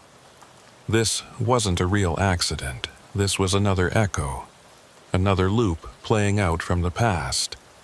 And if he got out of his truck, if he walked over to help, he might become part of it, might get pulled into whatever time-displaced nightmare was unfolding here. He put the truck back in gear and carefully backed up, giving himself room to turn around. The figures in the mist turned to watch him, their faces pale and indistinct, and one of them raised a hand as if gesturing for him to stop, to help. But Wardell kept backing up until he had enough space to execute a turnaround. As he swung the truck around, pointing it back west, Wardell caught a glimpse of something that made his blood run cold. More vehicles were appearing in the mist behind the accident, old cars and trucks materializing out of the white, adding to the pile-up. And the figures were multiplying too, more people emerging from the mist, all of them moving toward the road, all of them converging on the spot where Wardell had been stopped. They were trying to create a barrier, trying to trap him the way they'd been trapped. Wardell accelerated away from the scene, watching in his mirrors as the whole tableau faded back into the mist, until he couldn't tell if it had ever really been there. He drove west for 10 miles before pulling onto a wide spot on the shoulder. His hands were shaking too badly to drive safely, and his mind was reeling from what he'd just seen. The accident, the old cars, the figures in the mist. It was spreading, he realized. The phenomenon wasn't confined to the rest stop anymore. It was bleeding out along the highway, creating pockets of displaced time where the past kept playing out over and over. Wardell sat there in the darkness, engine running, trying to calm his breathing and figure out what to do next. His phone had no signal, unsurprising this far from any cell towers. His CB radio was still broadcasting that warning message even though it was unplugged, the voice now sounding more urgent, more insistent. Wardell grabbed the entire radio unit and yanked it out of its mounting, disconnecting all the cables, but the voice continued, now seeming to come from the air itself, from the mist outside his truck. He couldn't escape it, couldn't shut it out. The phenomenon was all around him now, surrounding his truck, and he was trapped on a highway that seemed to be dissolving into the past. A tapping on his window made him jump. Wardell turned and saw a figure standing outside his driver's side door. It was a woman, middle-aged, wearing clothing from the 1970s. and her face had that same pale, indistinct quality as the figures at the rest stop. She was tapping on the glass, her mouth moving as if speaking, but Wardell couldn't hear any sound. He watched in horror as she raised her hand and began writing something on the foggy window glass. Letters appeared, traced backwards so he could read them from inside. "Help us." More figures appeared around his truck, surrounding it, all of them with that same pale, pleading look. They pressed their hands against the windows, against the sides of the trailer, and Wardell could feel the truck rocking slightly from their touch. They were real enough to create physical force, solid enough to trap him if he let them. Wardell threw the transmission into gear and hit the accelerator, and the truck lurched forward. The figures scattered, or seemed to, their forms dissipating like fog as the truck passed through them. But in his mirrors, Wardell could see them reforming, gathering again, and more were emerging from the mist to join them.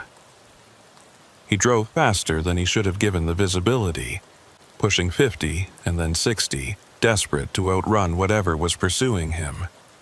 The mist seemed to be chasing him now, billowing along behind his truck, keeping pace no matter how fast he went. And in that mist, Wardell could see shapes, dozens of them, hundreds maybe, all of the people who'd vanished along this stretch of coast over the years. They were all still here, trapped in the space between then and now, unable to move on, unable to rest. And they wanted company, wanted to pull the living into their eternal loop. Wardell saw lights ahead and felt relief wash through him. The Munising fuel stop, still open, still bright and normal and real. He pulled in too fast, his trailer swinging wide, and brought the truck to a stop near the building. The clerk came to the door, looking concerned, and Wardell jumped down from his cab and ran toward the light. Behind him, the mist was piling up at the edge of the fuel stop parking lot, as if unable or unwilling to cross onto the property. The figures were there too, visible in the white, watching him. But they didn't follow. Inside the fuel stop, Wardell collapsed into a chair, his breathing ragged. The young clerk brought him water and asked if he was okay, if he needed medical attention. Wardell shook his head, unable to speak, unable to explain what he'd just experienced. How could he tell this kid that he'd been chased by ghosts through the mist, that the highway was becoming unstuck in time, that the past was bleeding through into the present? The clerk would think he was crazy, would call the police or an ambulance. So Wardell just sat there, drinking water, watching through the windows as the mist slowly retreated back towards the highway. After 20 minutes, his phone suddenly had signal again, and it rang immediately. His dispatcher, wondering why the truck's GPS had shown him going backward, why he'd deviated from his route. Wardell made up something about dodging an accident, about having to turn around because of road closures. The dispatcher accepted the explanation and told him to get back on schedule. The delivery in Sault Ste. Marie was time-sensitive. Wardell promised to make up the lost time and ended the call. But he knew he couldn't go back out there, not on M28, not through the coastal sections where the mist could appear at any moment. He walked over to the counter where the clerk was restocking cigarettes. Is there an inland route to the Sioux? Something that doesn't follow the lakeshore? The clerk pulled up a map on his phone and showed Wardell an alternate route, heading south through Manistique and then northeast on H63. It would add about 90 minutes to the trip, but would keep him away from Superior's coast entirely. Wardell thanked him and bought more coffee, then walked back to his truck. The mist had retreated completely now, the air clear, but Wardell knew it was just waiting for him to get back on M28, to drive into its embrace. Instead, he took the southern route, following the clerk's directions, putting miles between himself and the coast. The drive was longer, but uneventful, the roads clear. No mist, no figures, no echoes from the past. Wardell delivered his load in Sault Ste. Marie just after noon, apologized for the delay, and immediately called his dispatcher to request different routes for future runs. No more M28. No more coastal highways along Superior. He didn't care if it cost him money or convenience. He was done with that stretch of road. But that night, in a motel room in the Sioux, Wardell couldn't sleep. Every time he closed his eyes, he saw those figures in the mist, saw that woman writing "helpless" on his window. They were still out there, still trapped, and he'd done nothing to help them. Couldn't help them. What could anyone do against something like that? Against time itself becoming unstuck, against the past refusing to die. Wardell lay in the darkness, listening to wind off the lake rattling his window, and wondered how many other drivers had experienced what he had. How many had seen the rest stop, had encountered the mist figures, had been chased along that cursed stretch of highway. And he wondered, with growing dread, whether he'd really escaped at all. Whether something from that place had attached itself to him, followed him away from the coast, was even now waiting for the right moment to pull him back. Because that's what Nolan had warned about. The place wanted to add to its collection, wanted to trap more people in its eternal loop. And Wardell had been there twice now, had seen the figures, had heard their pleas for help. He'd made a connection, formed a link, and links could be pulled on from both ends. In the darkness of his motel room, with the wind howling outside and the temperature dropping, Wardell heard something that made his skin crawl. That automated voice, faint but unmistakable, coming from somewhere he couldn't identify. Eastbound traffic approaching Lakeview Rest Area. Be advised of extreme weather conditions. Storm moving in from the lake. Seek shelter immediately. He sat up in bed, heart pounding, and realized the voice was coming from his phone. But his phone was off, powered down, sitting on the nightstand. He picked it up and the screen was dark, no power, yet the voice continued emanating from the speaker. Wardell threw the phone across the room and it hit the wall, breaking into pieces. The voice stopped, but in the silence that followed, Wardell could hear something else. Footsteps in the hallway outside his room. Slow footsteps, shuffling, like someone walking in shoes that didn't quite fit. And then a tapping on his door, soft and persistent. The same rhythm as that woman had used on his truck window. Tap, tap, tap, pause, tap, tap, tap. Wardell sat frozen in his bed, staring at the door, watching the shadow of feet visible in the gap beneath it. The tapping continued for what felt like hours but was probably only minutes. Then it stopped and the shadow moved away, and Wardell was alone again. But he knew, with absolute certainty, that this wasn't over. The rest stop, the mist, the figures trapped in time, they'd marked him, and they wouldn't let him go easily. Wardell didn't sleep that night, just sat in his bed with all the lights on, waiting for dawn, wondering if he'd ever feel safe driving again. Wardell didn't leave Sault Ste. Marie for 3 days. He stayed in that motel room, ordering food delivery, avoiding the windows, trying to convince himself that what he'd experienced had been exhaustion-induced hallucination. The rational part of his mind insisted there had to be logical explanations. Old buildings preserved by cold and dry conditions, squatters living in the abandoned rest stop, his phone malfunctioning due to electromagnetic interference, someone knocking on the wrong motel room door in the middle of the night. All of it could be explained without resorting to supernatural theories. But the rational explanations didn't account for everything. Didn't explain the cars from the 1970s appearing and disappearing in the mist.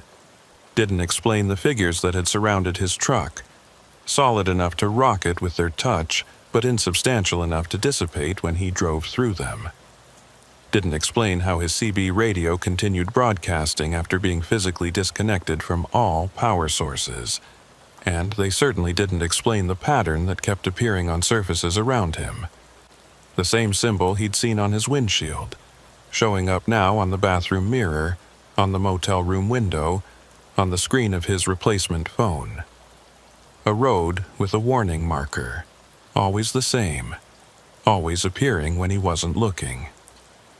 On the fourth day, his dispatcher called, insistent that Wardell needed to get back to work. There were loads waiting, schedules to keep, contracts to fulfill. Wardell tried to explain that he needed time off, that he'd experienced something traumatic on his last run, but the dispatcher wasn't interested in excuses. Either Wardell took the next available load, or the company would find another driver who would. It was the reality of trucking. You were only as valuable as your last delivery, and drivers were replaceable. Wardell needed the job, needed the income, so he agreed to the next run even though every instinct told him it was a mistake. The load was going to Green Bay, a southbound route that would take him down through Wisconsin, well away from Lake Superior's coast. Wardell felt relief when he saw the routing. He could handle this, could get back into the rhythm of driving without having to face M28 again. He picked up the load at a warehouse outside the Sioux and headed south on I-75, then west on US 2. The weather was clear, the roads dry, and for the first 100 miles everything felt normal. Wardell started to relax, started to think maybe he'd overreacted, maybe the worst was behind him. Then, about 20 miles west of St. Ignace, he noticed the temperature dropping. The dashboard thermometer went from 32 degrees to 28 to 23 in the space of a few miles. And with the temperature drop came something else. Mist, rising from the snow-covered fields on either side of the highway, thin at first but thickening rapidly. Wardell's hands tightened on the steering wheel. This wasn't lake effect mist.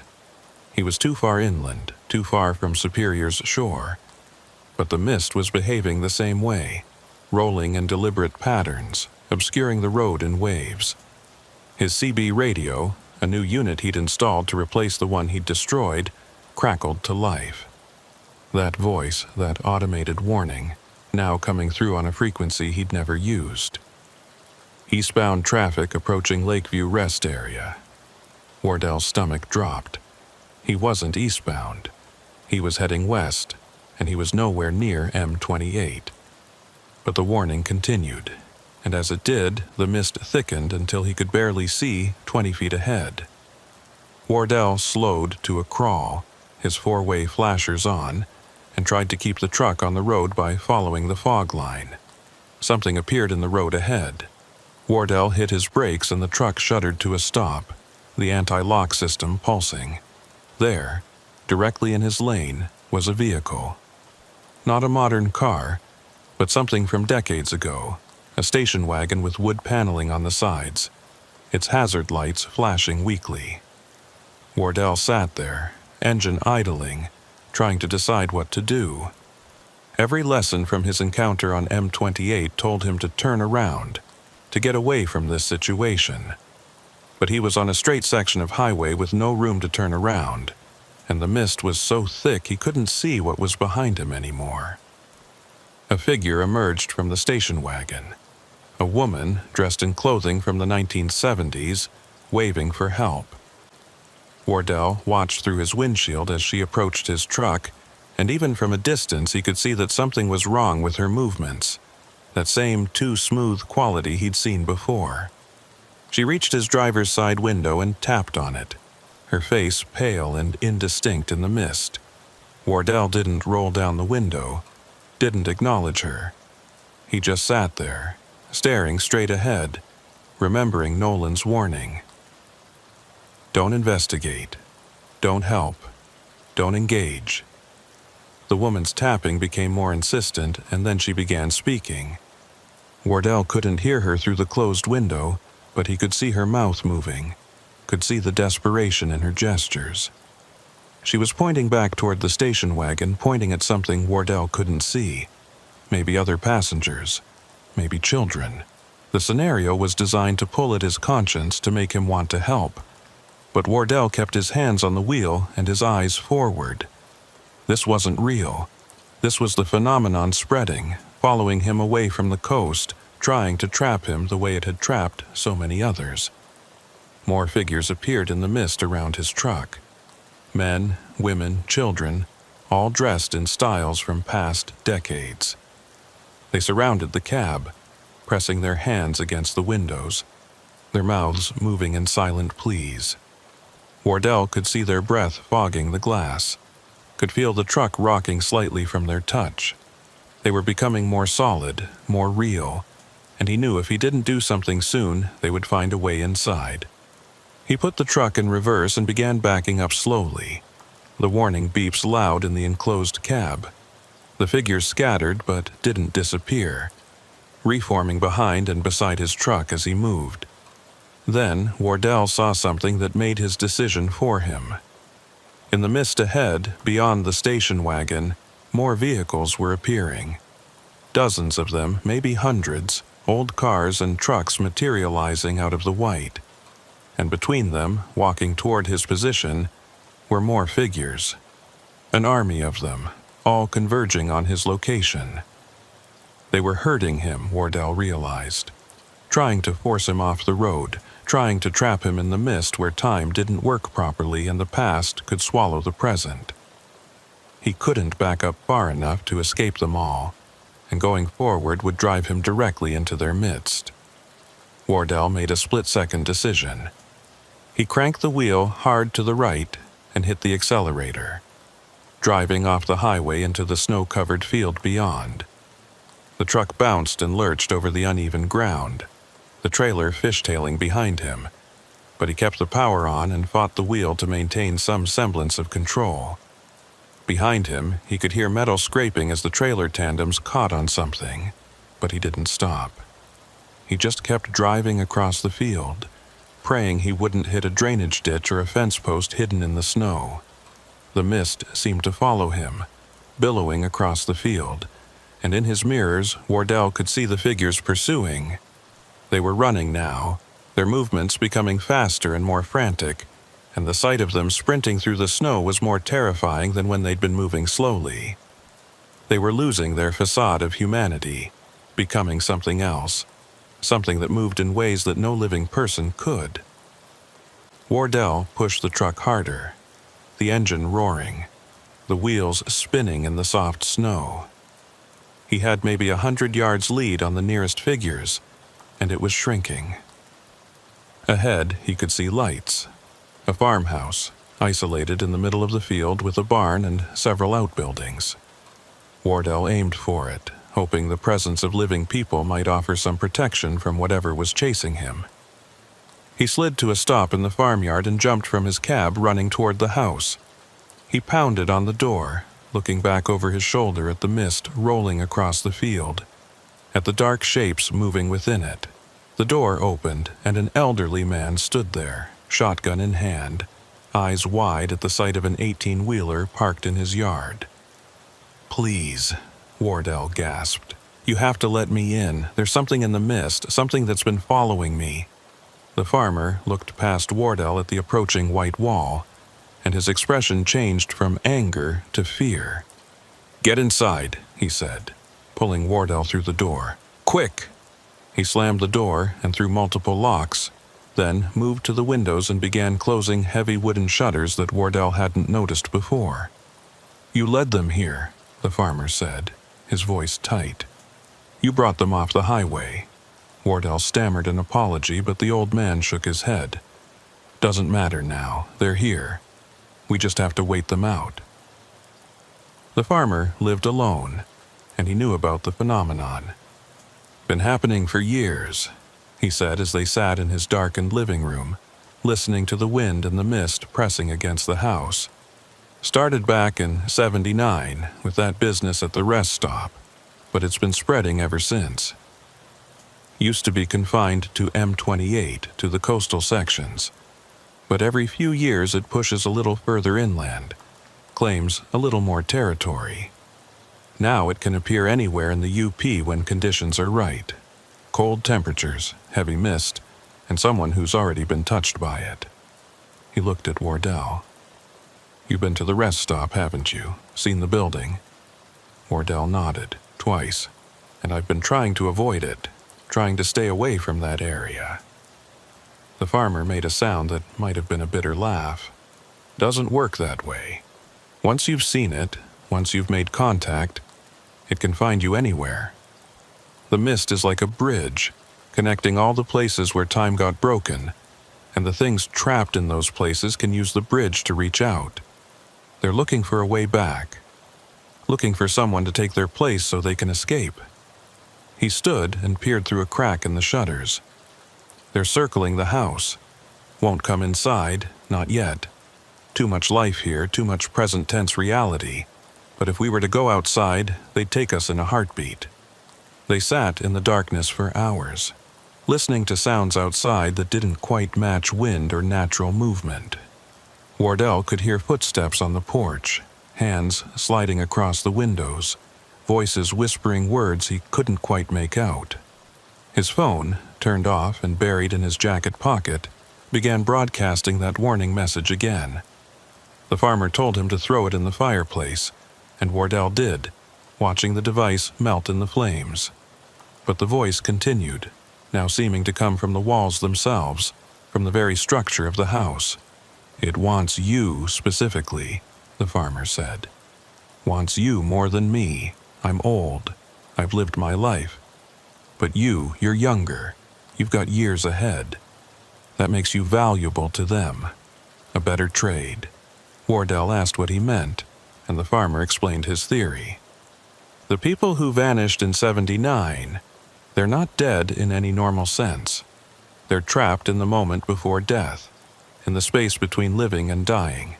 And the only way they can move forward, can finally die and be released, is if someone takes their place. One life for one life. That's why they keep reaching out, keep trying to pull people in. They need replacements." The eastern sky was beginning to lighten when the sounds outside finally stopped. The farmer risked opening one of the shutters and peered out. The mist had retreated, pulling back across the field toward the highway. The figures were gone, and Wardell's truck sat alone in the farmyard, looking absurdly out of place against the snow in the barn.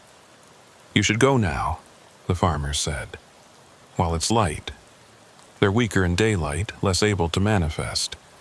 But you need to understand something. This won't stop. They'll keep coming for you, keep trying to pull you back, until either you give in or you find a way to break the connection." Wardell asked how to break it, and the farmer shook his head. "I don't know. Nobody who's figured it out has come back to tell the story. But I know this. Avoiding the coast won't help. Running won't help. The only thing that might work is confronting it directly, going back to the source, to the rest stop, and finding out what really happened there."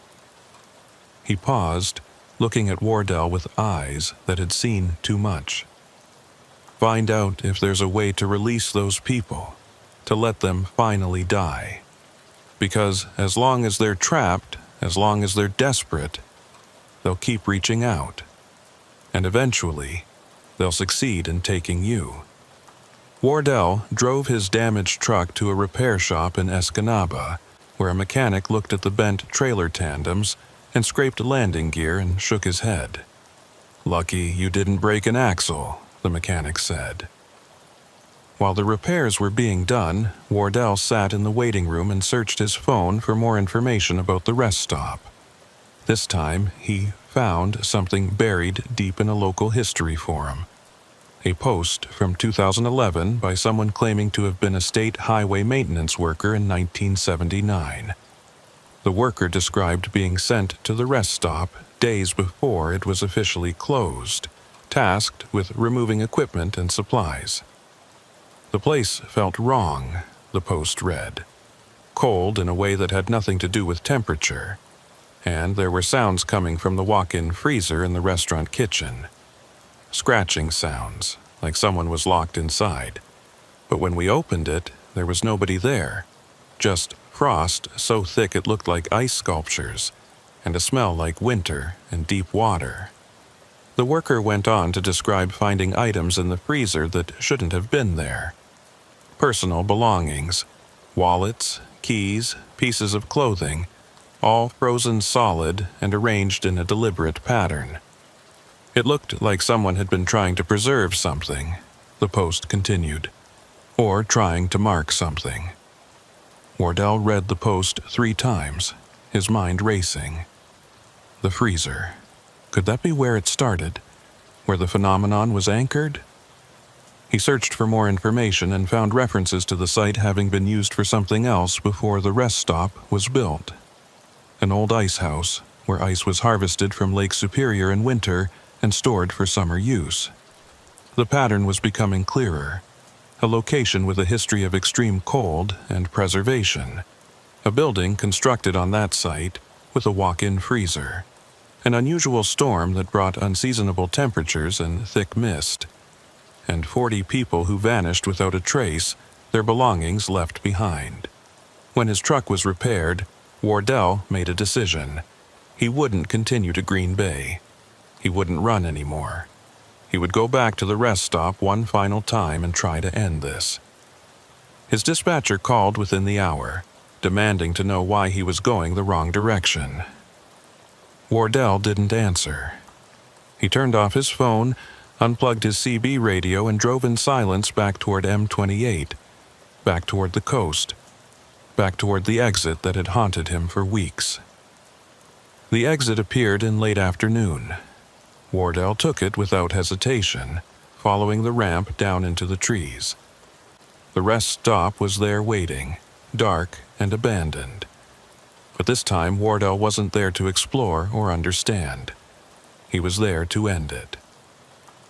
He parked his truck and walked toward the main building, and as he did he saw figures beginning to appear in the parking lot. The same people he'd seen before, watching him, following him, but they didn't approach. They just watched, as if curious about what he was doing. Wardell found the kitchen and the door to the walk-in freezer. It was frozen shut, but he found a pry bar and forced it open. Cold air rushed out, ancient and patient and aware. He stepped inside and found the frost sculptures the maintenance worker had described, and in the center of the space, arranged in a circle, were the belongings. 40 sets of them. Wallets and keys and watches and wedding rings, each one representing a person who'd been in the rest stop that night in 1979. In the very center was a metal box. Wardell pried it free from the ice and opened it, finding documents and a journal belonging to the rest stop's manager. The final entry was dated August 17, 1979, written in increasingly frantic handwriting. The temperature is dropping too fast. The systems can't keep up. The freezer is malfunctioning, running at temperatures that should be impossible. I can hear something in the freezer, a sound like wind or voices. And the door won't stay closed. It keeps opening on its own. And every time it does, the temperature drops further. I think something is wrong with this building. Something was here before we built the rest stop. Something that's been sleeping, and we've woken it up. Wardell heard the footsteps and turned to find a figure standing in the freezer doorway. It was one of the women from the parking lot, but now she looked more solid, more real. She was staring at the circle of belongings, and her expression was one of recognition and sorrow. "You understand now," she said, her voice clear. "We've been trying to tell someone for 45 years. We're not dead, we're trapped, held here by something that feeds on cold and time." Other figures appeared behind her, crowding into the freezer. "Can you help us?" the woman asked. "Can you find a way to break this? To let us finally move on?" Wardell looked at the circle of belongings, at the desperate faces surrounding him. "I don't know what to do," he admitted. The woman pointed at the circle. "Take them out. Break the pattern. It was created to keep us here, to anchor us to this moment.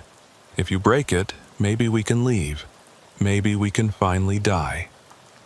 Wardell began gathering the belongings, taking them out of their careful arrangement and placing them randomly around the freezer.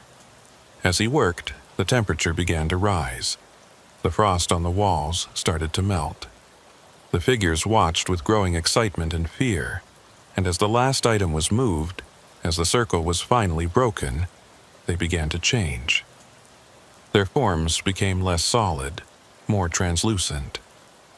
"It's working," the woman said, her voice fading. "We can feel it. The pull is weakening. We can move on now. We can finally—" She disappeared mid-sentence, dissolving into mist. The others followed, one by one, their faces showing relief and gratitude before they vanished. Within minutes, the freezer was empty except for Wardell and the scattered belongings. The cold was dissipating, the temperature normalizing. Wardell gathered the belongings into a bag and walked out of the building, back to his truck. The parking lot was empty now, no figures watching, no sense of presence. The rest stop felt truly abandoned for the first time. He drove back up to M28, and when he looked in his mirrors, the rest stop was fading, becoming less substantial. By the time he reached the highway, it had vanished completely. Just trees and an overgrown clearing where it had stood. He delivered the belongings to the Michigan State Police, telling them he'd found them while exploring. 3 days later, he received a call. The items matched missing persons cases from 1979, all people last seen near the old Lakeview rest stop. The cases would be officially closed, families notified. Wardell went back to driving, taking routes that included M28, no longer afraid. He never saw the rest stop again, never encountered the figures or heard the automated warning. But sometimes, on winter nights when the temperature drops and the mist rolls in from Superior, Wardell thinks about those 40 people, about how they spent 45 years trying to warn others, trying to find someone who would understand and help them. He wonders if they found peace when they were finally released. He hopes they did.